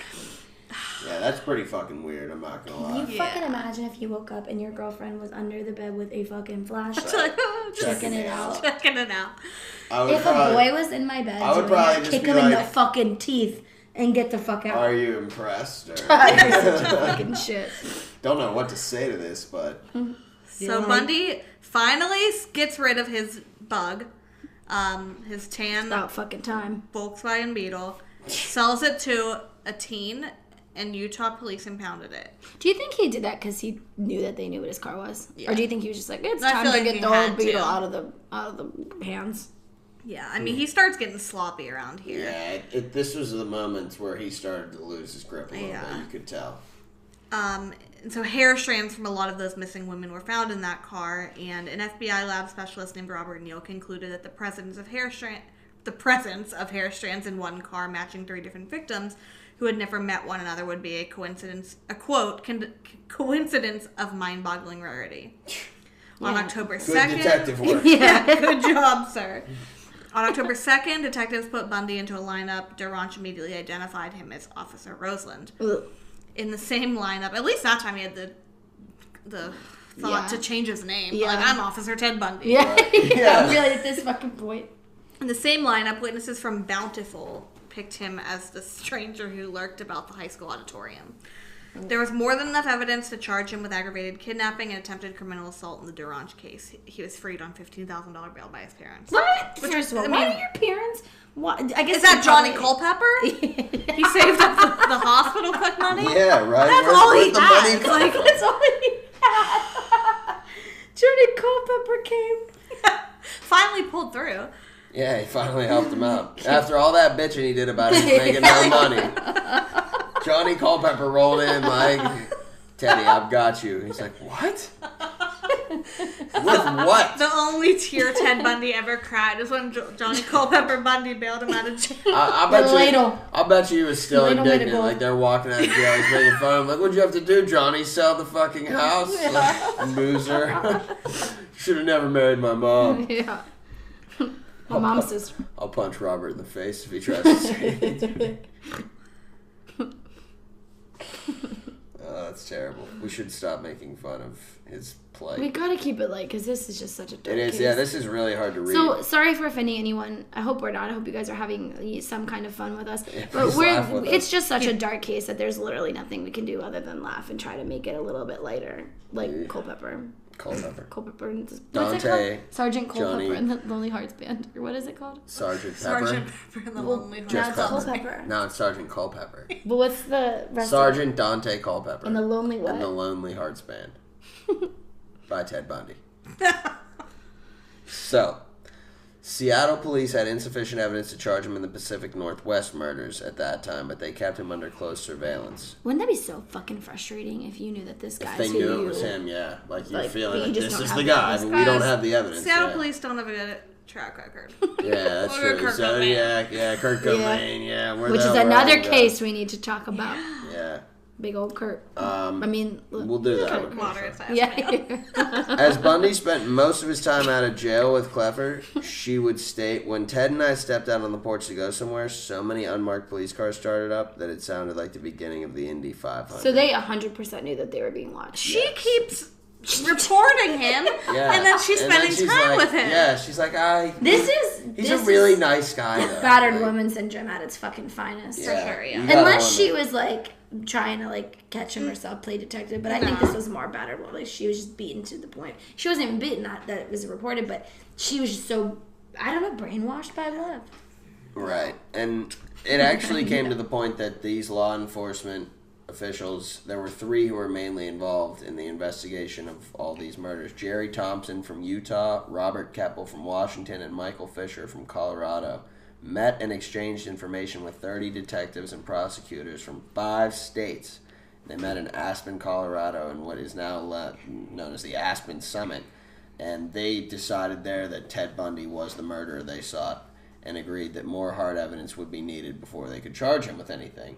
That's actually kind of amazing because police departments are very weird about jurisdiction. And sharing information. Yeah. Yeah. So you're kind of actually impressed to hear that they got together and made this a priority of, hey, we know that there's something going on. We know this is our guy. We need to figure out how to get him. That's pretty awesome. It is awesome. But I also, at Took this him long fucking enough. point, at this fucking point, he spanned like a gazillion states. So. Yeah, he's already, at this point, they're like, he was in your town? He was in my town. He was in your town, too? No shit.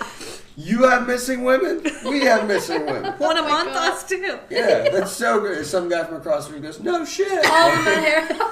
Brown hair, born down the middle. No way. Like, this one looks exactly like that one. No way. They look like her, too. Like, oh, man. Jeez. Jesus Christ. There was one smart guy in that room that was like, maybe we should all have an Aspen summit. Maybe we should all meet. We should all sit down and talk this out. So on February 23rd, 1976, Ted Bundy stood trial for allegedly kidnapping DeRanch in 1974. On the advice of his attorney now, Ted Bundy waived his right to a jury and asked for just a judge. It's called a bench trial, but that's when the judge decides your fate. That's what Michelle Carter did. Exactly. And a judge, honestly, will usually impose a stiffer sentence, so I don't necessarily know why. Yeah, I think it's that. more he didn't want to go on emotion because obviously this would strike a chord. And there's the public outcry that would be associated with a jury trial. At this point, he's being accused of something that has literally terrorized the nation. Right, and there would have been a lot of negative publicity just from him alone. Can you believe our parents were alive during this? No. Like, this was all going on Yeah, while they were there were a lot of serial killers back then. Isn't it There crazy? were, it was the Do you think 70s there's and that many 80s now? that they said, no, they said between, like, 1975 and 1990, there were more serial killers active than any And time they in say our history. fucking generation's the problem. Like, Yeah, there are only like we're eating Tide 2 Pods, not active hurting serial anyone killers else. right now. These motherfuckers are sweeping people off the streets. They think there are, I actually read recently, they read that there are like 30-some active serial killers in the United States right now. Like identified? Or like that they're like looking They're into looking for them, yeah. One's and, like, fucking here. Maybe. We I read the believe book. that I one's don't here. believe it. You don't believe it? No. Oh, I believe it. It's evidence based on, what do you call that? Circumstantial evidence. Like they want to, like, They wanna there's a name infer for it, but like these you're things. finding correlation because you're looking for it. Yeah. Right, yeah, I know what you mean. We'll have to talk about that. I have a Really book about interesting it. Definitely, we will. sucks. We'd like to talk about that. So on March 1st, after a 4-day bench trial and a weekend of deliberation, Judge Stuart Hansen found him guilty of kidnapping and assault. Sentence was a minimum of 1 and a maximum of 15 years in prison. So again, a very wide range. It's Yeah. like, I just don't understand Kidnapping and assault, and he got a year. I'm when kind there's of like a maximum and a minimum. Like, what the fuck? Like, when do you get out? Is it like is it determined beforehand, or is it like? It's No, determined. I I mean, think they it's line like- it out in the years, but then that can change. You have parole hearings after that year, and then it's based on whatever. So, like, circumstances he's they sentenced to a give you. minimum of 1 year and a maximum of 15. So, do they say you have to serve 8 years and then we'll review? Or no? Is it just like they say He this to had him? the 1 year. At least he served 1 year. And then he was you can eligible file for parole. Oh, okay, so Now that's they what could at happens. that 1 year interim say, "No, fuck you. Go back to jail Yeah. for another." You X do not amount. pass go. You do not collect $200. You You do not get your collect ass right $200. back to jail. Go back to jail. So he actually, though, this is one of the weird tenets of Ted Bundy. He insisted on defending himself at trial. I thought that was so unique, and he did that twice. He was one of those guys who felt that he'd be better off in his own defense. He's a pompous piece of shit. He was, but he was also pretty bright. You know, we have to give him credit for that. He was obviously charming, Sociopath. charismatic, bright guy who was able to sort of dissuade people from thinking, you know, he's kind of weird, you know, this guy's a little creepy, and kind of get them out of their comfort zone. Yeah. So, but then the other thing that really I found, and the reason I sort of am so intrigued by Ted Bundy, other than that, was that he escaped custody twice. Twice he managed to get out of lockup. Once in Colorado, and he actually fled for 6 days and fled into the mountains before being recaptured. He even sprained his ankle falling from the second-story library window and then still managed to get away and hide out in the woods for 6 days. It's not funny. He pretends to be injured all those times. And then he actually Then was he like, I'm a actually big sprained bitch. his Nobody's ankle. helping him. And he didn't have any crutches or anything. Oh. So he obviously was returned to face trial, but it was determined that the case was weak after all. I mean, they didn't really have much evidence other than a photo ID, a lineup, and then some circumstantial evidence. So they didn't use this evidence. Wasn't anything in his car. There was no physical DNA that they could put here because what didn't take place in his car. So the case, as we said, was pretty weak, built on circumstantial evidence, but while awaiting trial, Bundy decided he was out. Again. Tunneled his way out of his cell, broke into the jailer's apartment next door, stole that man's clothes and car, and walked away a free man. What he did for that one, I'm pretty sure it's this, because Yeah. this is the last time he broke out of jail, right? Yes, yeah. This is only... There was like a 1-by-1 foot like hole in the corner of his jail cell or whatever, and he like lost 30 pounds, forced his body through it, and he just like literally walked out the door because he like took the guy's clothes. Isn't it? But, like to lose 30 pounds. And like, this wasn't that long ago. Like I said, this is like our parents, like our age at this point. You know what I mean? It's like, thank goodness. I feel like jails have evolved. I mean, we don't really hear about people breaking out of jail much anymore, but like, what the fuck? That was just like a cakewalk. He made that easy, you know? And they didn't realize he was losing weight at a fucking astronomical rate. Bitch, teach me. Keto Chow, what's up? Welcome to our partnership with Keto Chow. If you're on the ketogenic diet, check out the link in our bio. I for iPod 5 for $5 off your order. Yeah. So anyways. What a way to insert a fucking promo. Yeah, welcome to the promos. So he actually fled from there and went to Chicago for a short period of time and eventually fled south to Florida, where he again began killing in earnest in 1978. So a couple of years have passed. Florida State. And he got odd with this one too. So before he was washing hair and putting on makeup, now he's fucking dressing them up. Yep. He would rape and defile these women and then leave them, return to their deceased rotting corpse, and play dress up. Dress up! Dress up! He's coming up with a suitcase full of makeup and fucking women's clothes. Lisa is hiding her face in horror right now. What the, like, fucking no one's watching Ted Bundy with a fucking duffel bag of shit and going in the forest? Yeah, where is this guy? He's parking his car on the side of the road like, hey, Bill. Hi, Ted. You know, takes where his you at? giant makeup bag and a makeup He's fucking got a case. big ass bag. He slings it over his shoulder like, I'm just going up in the woods for a little bit. Okay, Ted. See you later. Like, what the fuck? I don't understand. I don't get it. I really don't. I mean, there were so many chances that this guy must have, screwed up or misstepped and nobody caught on to him. Which is the most incredible part, honestly. That's the most horrifying thing. So he actually, his probably most, I hate to say, infamous for sure. Murders were when he killed 3 women in one night in a sorority house and an apartment on Florida State's campus. Kidnapped and murdered a 12-year-old girl shortly after that. Bludgeoned a woman to death in Tallahassee. Kidnapped and raped 2 women in Georgia before murdering them and leaving them in that same spot to revisit them. So this all happened in a short span of time while he was on the run. So those sorority I literally murders. can't do shit in this amount of time, and this motherfucker is playing dress up in the woods with fucking corpses. Well, when you're on the run partying from at the FBI. Chi Omega sorority house. house. At Chi Omega sorority, getting his fun times on. And that's when he became known as the co-ed killer. Mm-hmm. There's like a trail behind the Chi Omega sorority house, and they call it the Bundy Trail. Ew. And I've heard that if you mention it there, it doesn't go over well. Yeah, I would fucking imagine not. I would imagine not that we hit a sore spot. I'm sure with a few. Yes. So he actually became one of the FBI's 10 most wanted in 1977. So at least they're stepping up their fucking game. Yeah, I mean, before he was captured, they at least had him on a radar screen. Like, hey, we should be an eye out for this guy. Happen if you're on the top 10 list? How do you move about society without being fucking taken in? Well, that's the thing. I don't think people were paying attention to him. Who's at on that the point. top 10 most wanted list right now? Yeah. Name one. Yeah, you're right. Yeah, I can't name it. it. Wait, that's so true. Yeah, I couldn't tell you It's one. me. They've actually been looking for me. Yeah. So February 12th, 1978 was when he was finally apprehended. He was stopped outside of Jacksonville for suspicion, of driving a stolen vehicle. He assaulted the police officer who attempted to apprehend him and then tried to flee when they tracked him down. He said to the arresting officer, "I wish you had just killed me." So we have a total, he realized, of confessing to 30 plus women. 35 is the number that he ultimately confessed to. And but it's assumed. it's assumed that there were many more, maybe as many as 100. Especially because they think he started when he was 12. Right, and that he was killing people all while on the run and just leaving them places and didn't ever confess. And you have to think he could have very well, hitchhikers. These are people that are on the outskirts of society, no one's looking for them. So how do we know he didn't start with those people?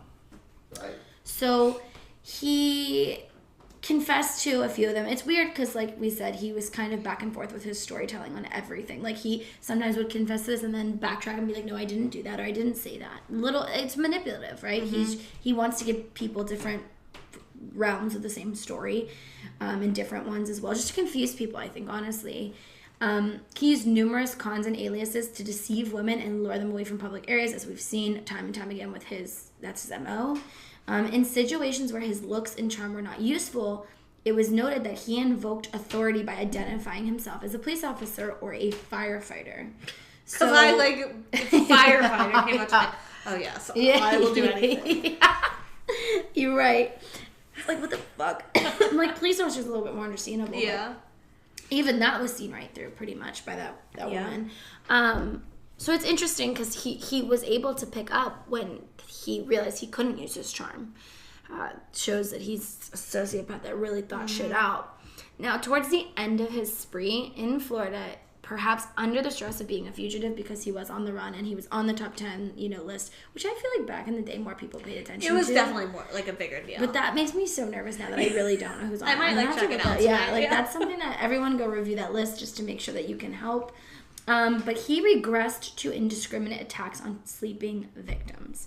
So that's when we see him get into the sorority house, and that's when he would bludgeon people while they were sleeping. And that's one of the people that ultimately led to one of the most damning pieces of evidence, which ended up being a bite mark, which we'll get into here in a second. Yes. But that was one of the attacks on the sleeping victim. So getting into the trial, he was brought on charges of triple homicide, assault, and attempted murder. Bundy faced the executioner if found guilty in Florida. Defense negotiated an arrangement to plead guilty and face 75 consecutive years with the chance to appeal and file for parole in 20, which... Okay. Yeah, like, what the fuck? Bundy refused counsel, saying he wanted to defend himself at trial again. Yeah, that's what Matt was talking about. He's just this pompous piece of shit and thought he could outsmart the justice system, even though he did theoretically have a law background. I mean, he was pretty close to getting off in the first one. Yeah. Despite overwhelming physical evidence against him, like the hair fibers at 2 scenes, his teeth marks on a victim's butt, which is the one that got him. He bit that ass. IDs stolen from Florida State female students found in his car. Bundy went off on several tangents about conspiracies and doctored evidence that he nearly confounded the jury's ability to deliberate. Just confusing them to hell and back. And I think that was his point. Like, he wanted to get them so just fucking confused that you can't convict without a reasonable doubt. So he wanted to put that doubt right in their fucking head. The most damning evidence, which I just said, was the cast of his bite marks in Lisa Levy's butt and 2 eyewitnesses who saw him leaving Chi Omega sorority house carrying a weapon the night of the murders. The jury deliberated for less than 7 hours before convicting him on July 24th, 1979, of the Bowman and Levy murders, 3 counts of attempted first-degree murder for the assaults on Kleiner, Chandler, and Thomas, and 2 counts of burglary. And the trial judge, Edward Cowart, imposed death sentences for the murder convictions. So Bundy was going to the burner, right? That's what he was killed by. Does that mean the electric chair? Yeah. Yeah. The burner. I don't know. I just made that up. That's not a real thing. Fire? But I just thought it was. 6 months later, a second trial took place in Orlando for the abduction and murder of Kimberly Leach. He was found guilty once again after less than 8 hours, due principally to the testimony of an eyewitness who saw him leading Leach from the schoolyard to his stolen van. And during the penalty phase of the trial, Bundy took advantage of an obscure Florida law. This is hilarious. Providing that a marriage declaration in court in the presence of a judge constituted a legal marriage. So, as he was questioning former Washington State DES co-worker Carol Ann Boone, who had moved to Florida to be near Bundy, which she was mentioned at the beginning, never mentioned again. Yeah. Now moving to Florida to be with him. So this guy had people under his fucking spell, like Clover or whatever the fuck her name is. Yeah. She went back with him after being the one to identify him. Yeah, it just doesn't make sense. I'm surprised he didn't kill her after all that shit. Yeah, or maybe he didn't know. I guess. So she had testified on his behalf during both trials, and she was again testifying on his behalf as a character witness. And he asked her to marry him, and she accepted. Fucking idiot. And Bundy declared to the court that they were legally married. Like, who cares? Why does it matter? Can you imagine if you're in the middle of a serious fucking murder trial and all of a sudden there's a marriage proposal and now they're legally married because it was in front of a judge? Like, I know that if you are legally married to somebody, you can't be forced to testify against them in the court of law. In the court of law. Have you ever seen the movie Bundy? It's like real old. No, it's like 2002. That's not that long ago. I don't know. Well, yes, it is. there's like this quote from him. He's like, Is it like boring? yeah. It's Okay, not yeah, great. yeah. But he's like, this is the court of Ted. But it's like, it's horrible. Apparently he was always being like wild in court. Yeah. So on February 10th, 1980, Bundy was sentenced for a third time to death by electrocution. The Bunsen burner. What's Well, even the point of that? that's what I don't understand. It's like, why do you need to be sentenced 6 different times for the same thing? Like, you're already going there. Maybe it makes appeals harder because like you would have to appeal all 3. Yeah, that's true. Because like, okay, so you get it 3 different times, 3 different states. You appeal one, you get it, but you still have 2 others to have to go through. Maybe that's why. Yeah. As the sentence was announced, The same shit with like 7 consecutive 75 years, and it's like, why don't you just fucking sentence them just to say life life. without parole? Like, that's the same thing. Like, I don't. Does 75 6 times sound better? Like 3 times? No, it sounds better? worse, actually. Yeah, you're right. But as the sentence was announced, he reportedly stood and shouted, this is like iconic. He's like, tell the jury they were wrong. And that's like, if you think of the Bundy trial, and there's like that, like, iconic. I hate to say iconic, but it is. Yeah, like it's like this photo of him yelling, and that's what he was yelling. Yeah. And to top it all off, Cherry on top. New father Bundy in October 1982, Carol Ann Boone, his new wife, gave birth to a daughter and named Bundy as the father. God damn. Congratulations to all involved. So I think part of the I didn't know that this was this way for death row people, but I guess they had conjugal visits in jail. Gross. Isn't that weird that he was his own attorney? But weren't they holding him in jail while he did they give him law books? Like, what the fuck? How do you? I guess. How do you make a case for Or yourself? like maybe he in just didn't jail? even care. Yeah, probably. So Bundy did undergo multiple psychiatric examinations. And as everything else in this case, the experts' conclusions varied. Now, it's interesting to note, like I said before, everybody wants to find something wrong with someone who commits terrible acts, right? Because clearly this cannot be a functioning normal, like quote-unquote normal human being in society. So there has to be something wrong. And in this case, there's clearly something wrong. Isn't that interesting, though? Like, it's like, I think if isn't you that tested, everybody's technically- a psychopath to a certain degree. Yeah. CEOs of companies are said to be sociopaths. Isn't that creepy? Amy Schumer did an interview with a sociopath at the end of one of her episodes, and it was crazy. Really? Yeah. Were they like, obviously not a killer or anything, but they were just like, I don't like care about psychotic. anybody else? Yeah, they were just like, I have no empathy. And then she was like, what's something that like you want people to know? She's like, it's important to have empathy. And Amy's like, okay. So it was interesting that he did undergo multiple psychiatric examinations, and it is quite common but interesting that the conclusions varied. Now, Dorothy Ottnow Lewis, who is a professor of psychiatry, I don't know why I said it like that, professor of psychiatry at the New York University School of Medicine and an authority on violent behavior, initially made a diagnosis of bipolar disorder, but later changed her impression more than once. Flip-flopper. Yeah, she's a flipper flop. A flipper flop. She's like fucking flippin' flopping. I don't know. I needed to repeat that 6 times to make my point. So she suggested also that there was a possibility of multiple personality disorder based on behaviors described in interviews and his court testimony from a great aunt who witnessed an episode during which Bundy, quote, seemed to turn into another unrecognizable person. She suddenly, inexplicably found herself afraid of her favorite nephew as they waited together at a dusk-darkened train station. He had turned into a stranger, which gives me the god fucking willies all over my body. Like, I just...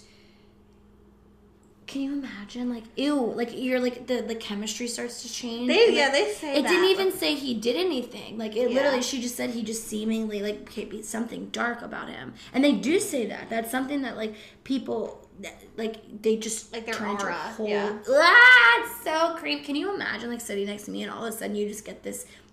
I think what's worse than, like, physically seeing someone change is, like, feeling it in your bones. Yeah. You know what I mean? Because it's trusting intuition. It's like... Am I right or am I being a little, like, you know, am I being presumptuous? So that, ooh, it's just like, I can just imagine that scene, you know what I mean? Yeah. Ooh. But, and I feel like, you know, multiple multiple personality disorder kind of comes through in the fact that every fucking interview he's ever done ever changes drastically from the other. Yeah. One, he's a sweet, innocent, Ted Bundy who just fell victim to porn addiction. And then one, he's a fucking cold-hearted killer talking about his crimes like he's reading off a grocery list. So I feel like that, that could possibly be part of that as well. But I'm no psychologist, so please don't come after my ass. So she also recounted that a prison official in Tallahassee described a similar transformation in Bundy. She said that, quote, he became weird on me. He did a metamorphosis, a body and facial change, and he felt there was almost an odor emitting from him. He said, almost a complete change of personality. That was the day I was afraid of him. Like, gross. Like, doesn't that just, like, that makes me, like, goosebumps. Like, I'm, like, it's creepy. Because it's something that, like, what does that mean? Like, they turned into the fucking Hulk? Like, what's happening? Yeah. He hulked out. He turned green. He got real big. And he started screaming. It's crazy. You know what I mean? That's like... It's creepy. It's just... And that's like... I think creepy things are scarier than scary things, if that makes sense. You know what I mean? Just things that, like... Just the, like, creepy crawling in the Mansons, that scares me more than the actual crime itself. Yeah. Because it's just those little things that, like, make your hair stand up. You know something's different. Yeah. But, you can't pull back. And so many people are describing they literally physically saw him change. Obviously, he's not turning into a giant green monster, but the fact that two different people were able to point out that something about him suddenly just, like, and it's weird because in both of these examples, neither one of them say, like, they said something and it set him off into it just happened. Rage. And it didn't say he was raging either. It said that he was his demeanor changed. Yeah. So I think that's creepy as fuck, and it's giving me the willies.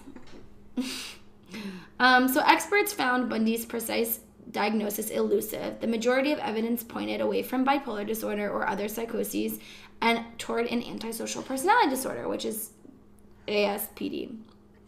That seems off to me. Mm-hmm. Right? It's just like they're trying to throw Could all have been these... a number of things. Yeah. And they picked that of all things. Right, like the and guy also who's so like, outgoing, getting all these yeah, women it's to follow antisocial, him. yeah.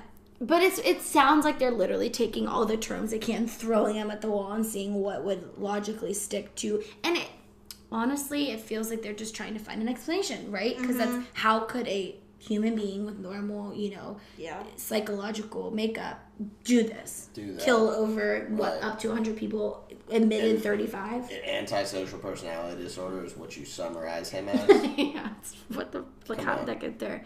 So then we get into the ones that I more agree with. Again, I'm no psychologist or psychoanalyst or anything like that, but he displayed many personality traits typically found in ASPD patients. So there is some parts of antisocial personality disorder that do kind of correlate with how he was acting. So these are the people that are identified as sociopaths or psychopaths. And they have outward charm. I guess this answers your question. Yeah. They have outward charm and charisma with little true personality or genuine insight beneath the facade. The ability to distinguish right from wrong, but with minimal effect on behavior and an absence of guilt or remorse.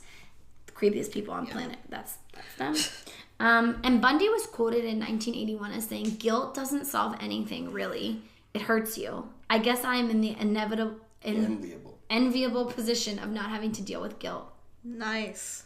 It's fucking, guilt-free. He doesn't care. Yeah, nice to be emotionless and guilt-free. And there was also evidence, of course, as we've seen through all of this, is narcissism, poor judgment, and manipulative behavior, which is literally obvious. Like that, I could fucking diagnose that.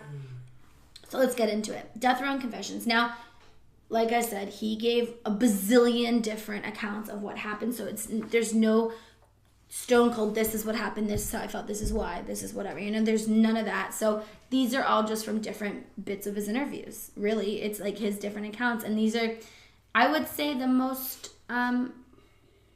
agreed upon one. You know what I mean? It makes... veritable, I would say. Like, you can back this up as being true. As he said it multiple times instead of just like randomly making up stories every single time. So he initiated a series of interviews with Stephen Michaud and Hugh Ainsworth. Now these interviews were important because this is where he did most of his admitting, quote unquote. So speaking mostly in third person, which is also weird, but he did it to avoid the stigma of confession, he began for the first time to divulge the details of his crimes and his thought process behind those. So Rule and Ainsworth both noticed that for Bundy, the fault always lay with someone or something else, which I would say is a sociopathic trait, Right. a manipulative trait. Narcissist. Yeah, nothing's your fault, it's everyone else. Chump. On at least one occasion, he even tried to blame his victims. And he said, quote, I have "Help known me." people who radiate vulnerability.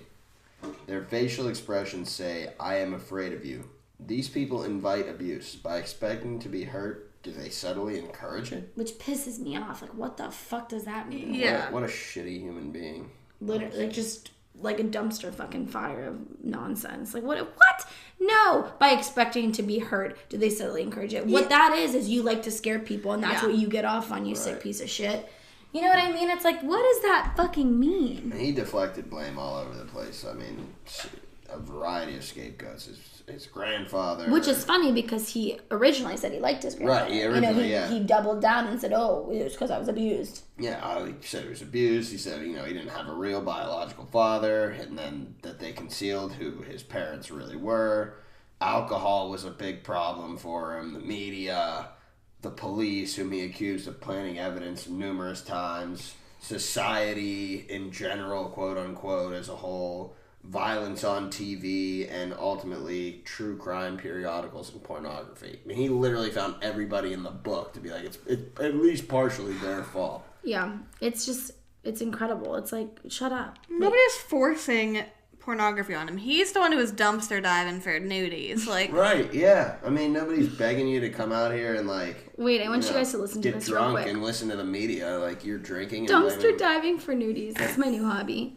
But wait, here, I want you to listen to what he said, because he does start to blame, like, porn. And he's one of those people, like, overzealous parents would agree with, like, oh, it's the TV, it's the video games, it's the porn, no, it's because your fucking son's a psychopath. It's because your son's crazy. But here, this is his last interview before his execution. But as a young boy, and I mean a boy of 12, 13, certainly, that I encountered outside the home again, in the local grocery store, or the local drugstore, the softcore pornography, what people call softcore. But as I think I explained to you last night, Dr. Dobson, in an anecdote, that as young boys do, we explored the back roads and sideways and byways of our neighborhood, and oftentimes people would dump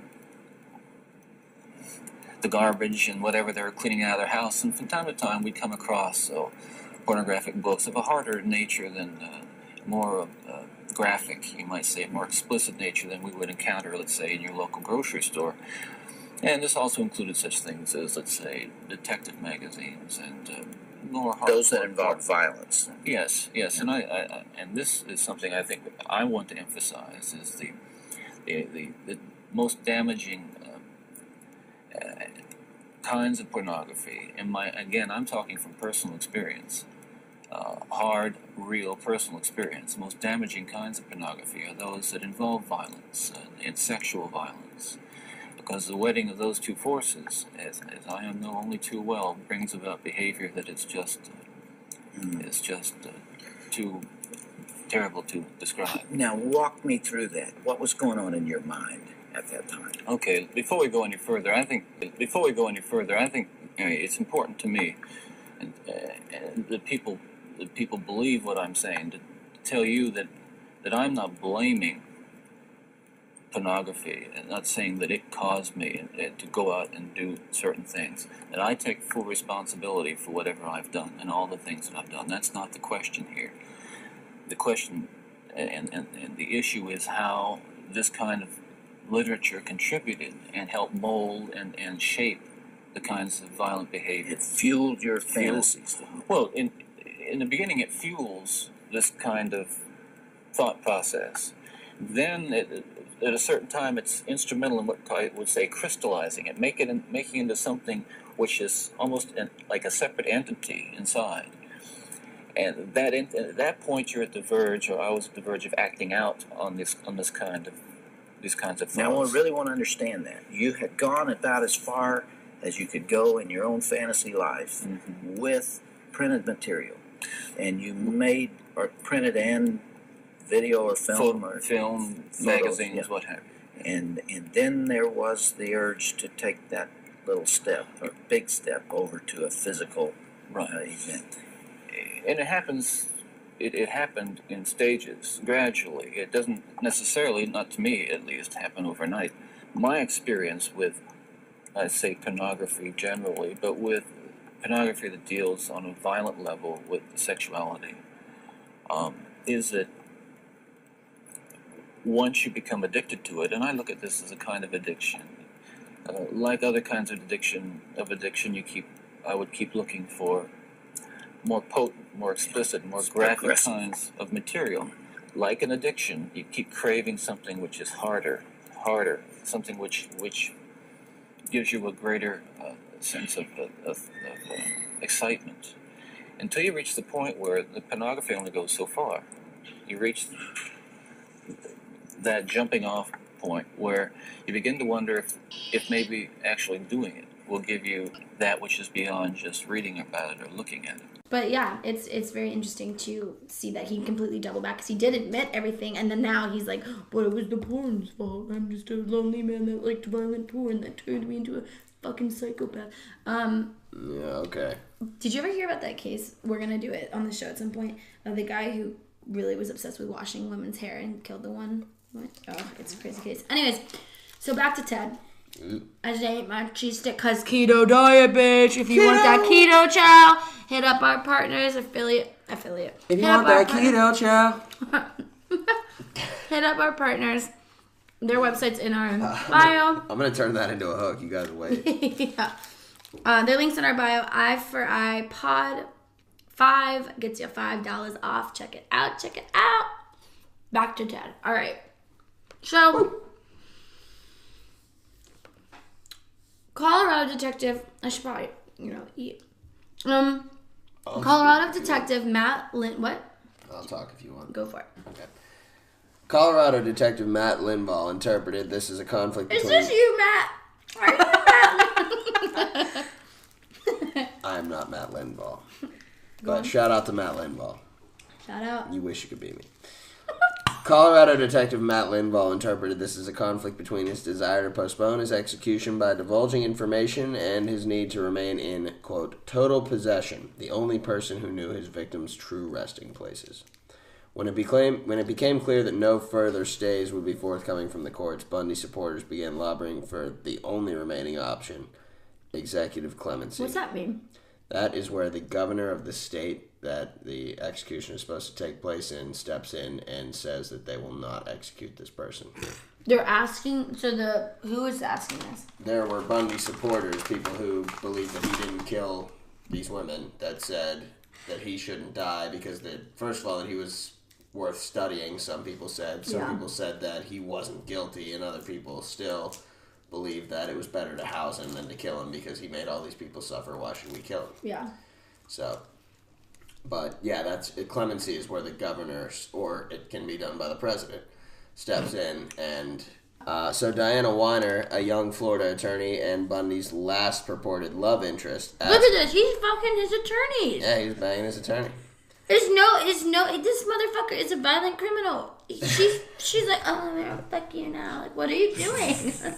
I'm sure that's how it went. What is happening? That's a direct quote. Do you think she thought he was innocent? Like, what the fuck? That, or she just like bad boys. Or, Bad boys.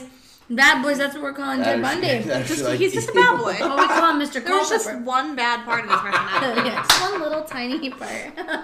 we'll call him Mr. Culpepper. Mr. Culpepper.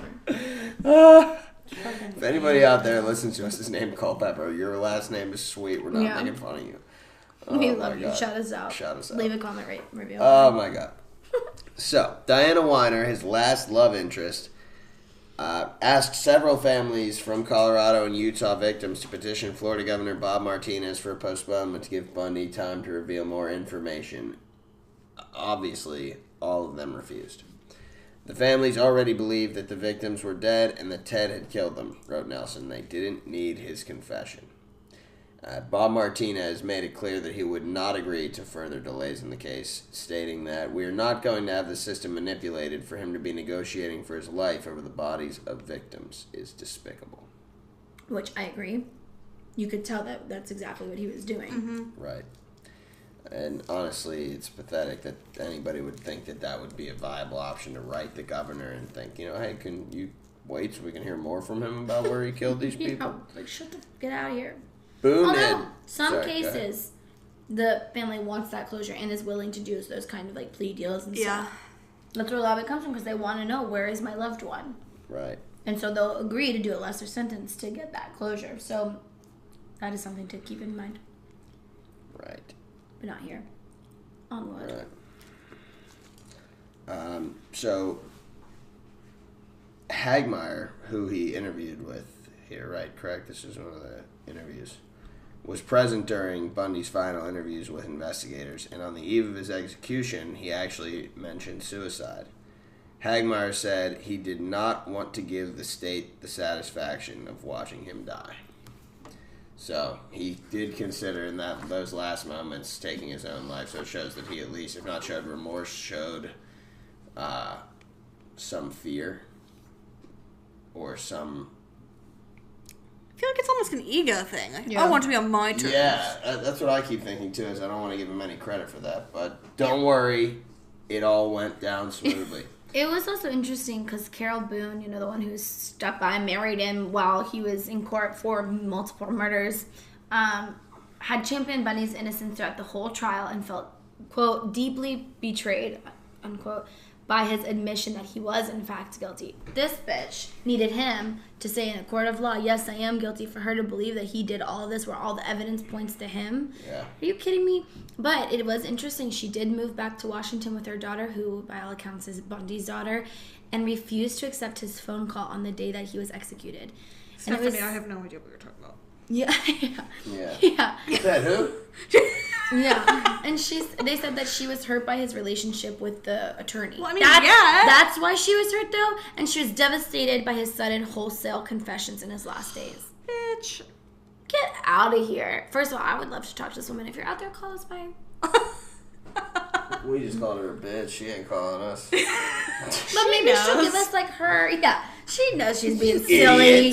Silly girl. Tricks her for fucking Bundy. Fucking moron, you. Like, what the Tricks her for Bundy's. Oh, yeah. man. So Ted Bundy died in the Rayford electric chair at 7:16 a.m. Eastern Standard Time, if those who are on the East Coast with us would woo, on January 24th, 1989. He was 42 shitty years old. Yep. And hundreds of revelers, including 20 off-duty police officers by one account, sang, danced, and set off fireworks in a pasture across the street from the prison as the execution was carried out, and then cheered loudly as the white hearse containing his corpse departed from the prison. Yeah, I mean, it's like a fucking, the boogeyman's gone. Yeah, I mean, Finally. a lot of people were probably glad to hear that he's dead. His remains were cremated in Gainesville, Florida, and the ashes were scattered in an undisclosed location in the Cascade Mountain Range of Washington State, in accordance with his will. Fuck his will. They should have done. Yeah, they his- shouldn't. I don't They know had a that they garbage should. can. They put in honor the that. dumpsters where Yeah. the dumpsters. So somebody can dumpster dive for it. Yeah, ashes. they should Get have Carol mixed- Boone out there Mix them in dumpster with diving. horse shit and feed it to a fucking other Yeah, criminal. Or something. Yeah, something terrible. Other criminal. So, before his execution, Bundy actually told Ainsworth that for every murder publicized, there could be one that was not. And this makes people believe that he murdered well over his confessed 30 victims. And he had, like we said, he had some assumed victims that were he never ever said that he did any of these, but it's worth noting that he has been tied to these and accused of these by just kind of, Yep. Yeah, So it's Anne-Marie Burr, flight attendants Lisa Ewick and Lonnie Trumbull, who were 20, college friends Susan Davis and Elizabeth Perry, Rita Coran, Joyce LePage, Melanie Suzanne Susie Cooley, Shelley K. Robertson, Nancy Perry Baird, and Debbie Smith. those, you want to look into them yourself if you're interested. There's conspiracy theories around them. A lot of people think Bundy is the culprit, but it's never been confessed and it's never been proven. Right. So some people think that it's just like couch detectives trying to make things up. Yeah, like you said, like make things that don't belong just because there's Connections, what I mean. It's really interesting though if you're interested in like conspiracy theories type of things, or even just this case in general where you think he's guilty of these things. It's interesting to look into them and see why they're connected. Right. Now, going back to Ann Rule, which was Bundy's friend, who worked at the suicide hotline, and like I said, please read Stranger Beside Me. It's a really great book, and it's all about her. It's nonfiction. It's all about her time with Bundy, working with him, and she was one of his good friends while he was killing people. Mm-hmm. And after his execution, she said she was surprised and troubled to hear from numerous sensitive, intelligent, and kind young women who wrote or called to say that they were very deeply depressed because Bundy was dead. Many had corresponded with him, each believing that she was his only one. Several said they suffered from nervous breakdowns when he died, and Ann Rule stated, even in death, Ted damaged women. To get well, they must realize that they were conned by the master con man.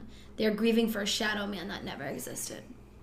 And that, my friends, is Ted Bundy. Eye for an eye, let's do it. Yes. Does the punishment fit the crime? I think we did this case not to determine whether the punishment fit the crime, because seriously, this motherfucker deserved to die multiple times over and to be anally brought back raped. to life and just zapped back out of it again. Just continue. Anally raped with a metal pipe and beaten repeatedly and just awful Some things. people like anal sex. We can't say that.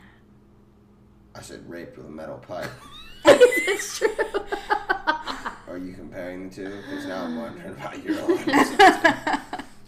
But yeah. But wait, what were you saying? It's more about what? I'm saying it's more about, we just wanted to highlight one of the worst, most despicable monsters in the history of our entire planet. Yeah. Honestly. And I do believe that an eye for an eye was met. I just wish it had been met sooner. Yeah. What about you? What if she's like, no? Life in prison would have been better. Well, I don't argument. Support the death penalty. So you do think you should have. That's a very interesting... That's a personal choice. Now, so let me ask you, do you think Kara, he should have had life? For someone like this, you don't support the death penalty. If you don't support the death penalty, you don't support the death penalty. Right, but I always this is the person I bring up, when I ask people who don't support the death penalty. I'm very much pro-death penalty. He's a piece of shit, but I don't think anybody... I'm not saying he should get the BTK treatment where he's, watching TV. Yeah. Right, and he had a pretty comfy, life set up for himself. I think these kind of criminals, in this case, if we weren't killing him, they should be, in a hole. You know what I mean? Yeah, solitary confinement. Yeah. You're sitting on a fucking, metal bench for the rest of your life. But then we're paying $45,000 a year for him to eat, sleep, and breathe on that metal bench. But we're also why should somebody's life be taken down to a financial number?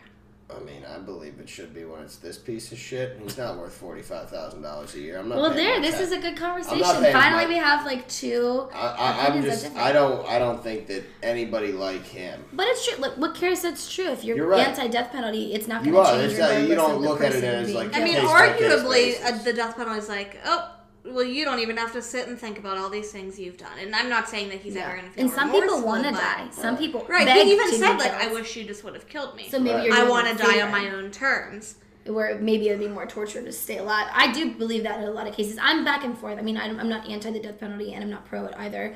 I think for me, it's case-by-case basis. Some guys, if you're begging to die, you're going to be kept alive. But you're going to be kept alive under my terms. I'm going to fucking rip your toenails off and shove them in your eyeballs. Well, that's the thing. I think there has to be a line. So graphic. I hated it. Are you okay with torture, but not okay with the death penalty? Yeah, Are you okay with... I am. No. But I am also okay with it depends on the situation. See, I think torture should not be utilized. I think... No, I do. For pieces of shit, bye. I think what's the worst part about the death penalty is knowing, and people can act like, I'm looking forward to that and whatever, but I think the fact of knowing the date and time that your life will end is torture enough in itself. And for sociopaths. you can live your whole life in a correctional facility, but I mean, you can still also get things out of it. I mean, how many guys run a gang from inside of a prison and are smoking cigarettes every day and are eating 3 squares and, you know, they work out 4 hours a day and, like, yeah, they're on death row or they're in maximum security facility, but it's not that hard of a life. I mean, you know, it could be worse. Yeah, could be better. Could be a lot better. I mean, yeah, I mean, obviously. But I'm saying, like, that's why I feel like for a guy like Ted Bundy, there's no bringing him back. There's no... I mean, the only reason I would have kept him alive, seriously, would have been for research purposes, to just study him, to study the makeup of his brain, to study his psychological makeup, to study everything about him, and then literally other than that, he was a rat in a test tube, and I would have thrown him out with trash. Yeah. So cool. That's exciting, though, that we have 2 different opinions. It's an interesting take. Because it gives us something to talk about, rather than like, oh, we agree. Hit us back with some follow-up, folks. We want to hear what you think. Let us know. Do you think he deserved the death penalty, or do you think he should have served life in prison? Life in prison. Do you think...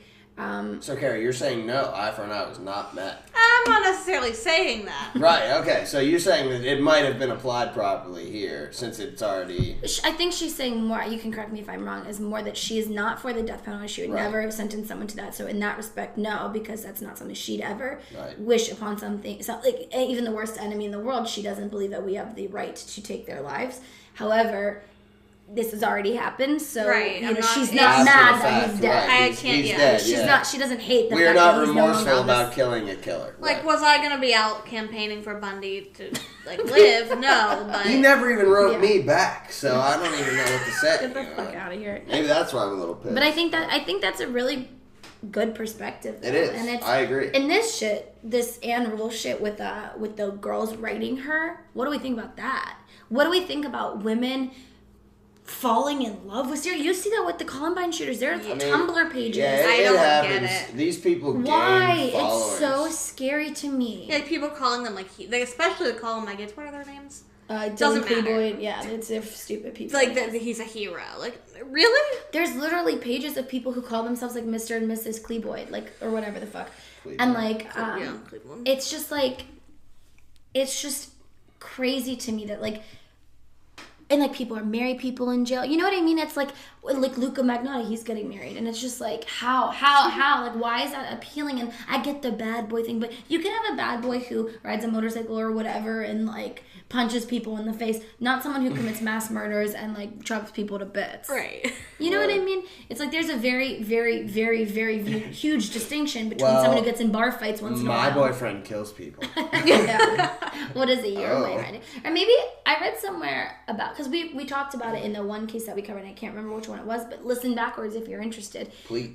We talked about a case where there's a name for it, for women who fantasize about killers. And one of the things that it says in these articles is they like the idea that it's like a spouse, it's like a long-distance relationship. They don't have to deal with them. He's never going to be coming home, but they can fantasize. You know what I mean? I mean, you visit. could just marry someone in the army. Yeah. Have a pen right.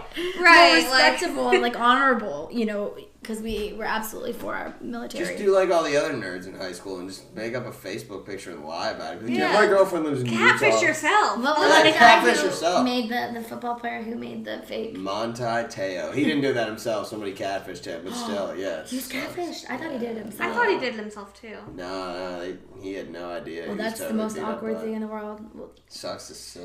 But so that is Mr. Culpepper. I'm just kidding. Mr. Bundy. That is Ted Bundy's case. Let us know what you think. We want to know, do you think the punishment fits the crime? Do you agree with the death penalty? Do you think life in prison is more torturous? And I think in some cases it is. And I agree. It's just dependent on the case, dependent on your personal view of, you know, whether or not we have the right to take, regardless of what shit fire they are, do we have that right? And some people say yes, and some people say no, and some people are just like, well, I don't know. I'm not sure. But in this case, punishment overall, we're happy he's not here anymore. You know what I mean? Maybe his brain would have been cool to study instead of blown to ashes, because maybe it could have told us, you know, something important about this kind of mindset, especially if it started from fucking 3 years old. Right. That's important. Right. However, he's not here and none of us are crying or losing sleep over it, that's fine with me. Deuces, bitch. Yeah, I'd like to reach out though to his like family members and see what they think. Like the daughter, Baby like, Bundy. Can you imagine, baby? You think we should hit up all of his ex-girlfriends and be like, yo, what was with you all? Like, Yeah. what were you thinking? But so that's our case today. Please rate, review, subscribe, tell a friend, tell a fam.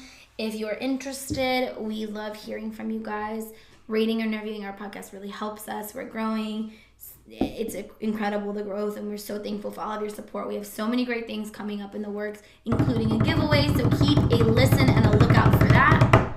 And drum roll, please. Yeah, that would be everywhere. So follow us on Facebook, Twitter, Instagram. We're on everything. Woo! That's where this will be announced, the giveaway especially. But we're going to be updating everything constantly, so just keep a lookout, keep a listen out.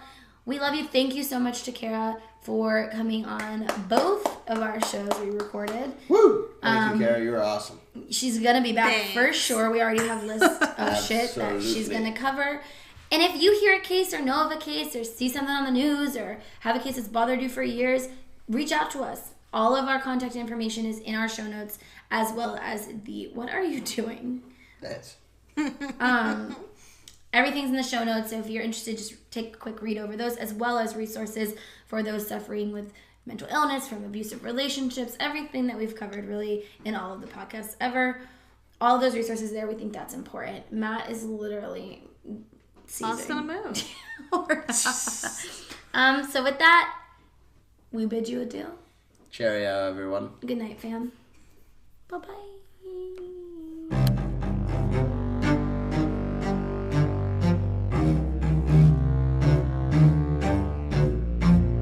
How long did you stay at that point before you actually assaulted someone? Well, yeah, you see, that is a very delicate point in my own development. And we're talking about having reached the point or a gray area that surrounded that point over a course You don't remember of years. how long that Well, was? I would say a couple of years. And what I was dealing with there were very strong inhibitions against criminal behavior or violent behavior that had been conditioned into me, bred into me in my environment, in my neighborhood, in my church, in my school. Things which said, no, this is wrong.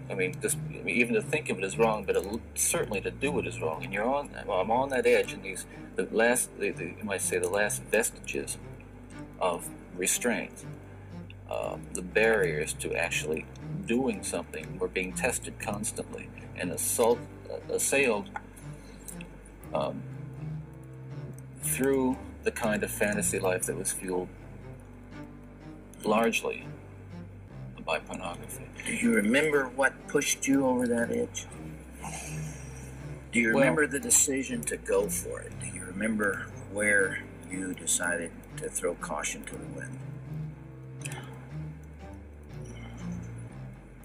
Again, when you say pushed, I know what you're saying. I don't want to infer again. I understand that. That I was clear. some helpless kind of a victim, and yet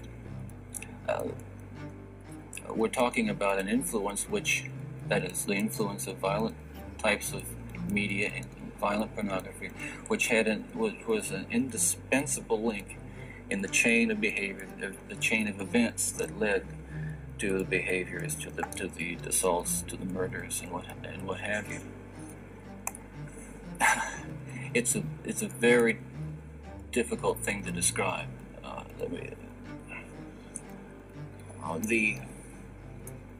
The sensation of reaching that point where I knew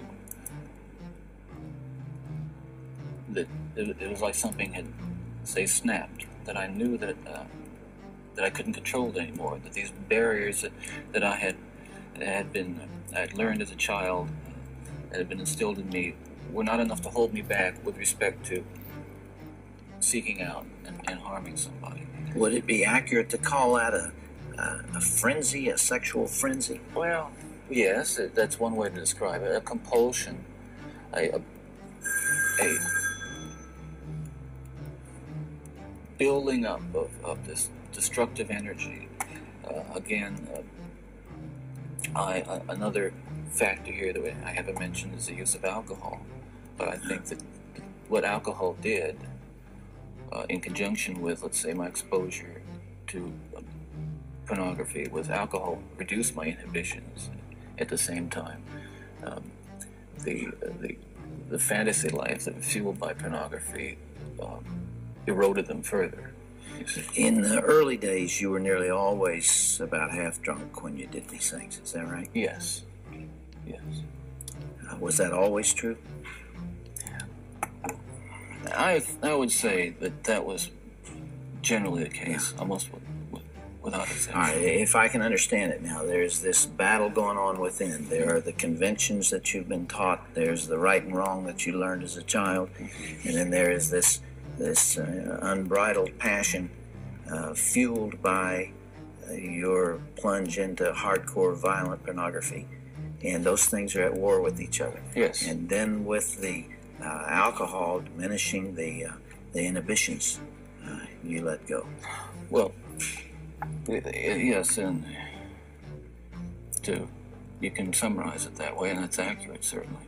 And it just occurred to me that some people would say that, well, I've seen that stuff and it doesn't do anything to me. And I can understand that. Virtually everyone can be exposed to so-called pornography, and while they're aroused to it to one degree or another, not go out and do anything wrong. The addictions are like that. They affect some people more than they affect others. Well, but there is a percentage of people affected by hardcore pornography in a very violent way, and you're obviously one of them. That was a major component, and I don't know why I was vulnerable to it. All I know is that it had an impact on me that was just so central to the development of the violent behavior that I engaged in. Ted, after you committed your first murder, what was the emotional effect on you? What happened in the days after that?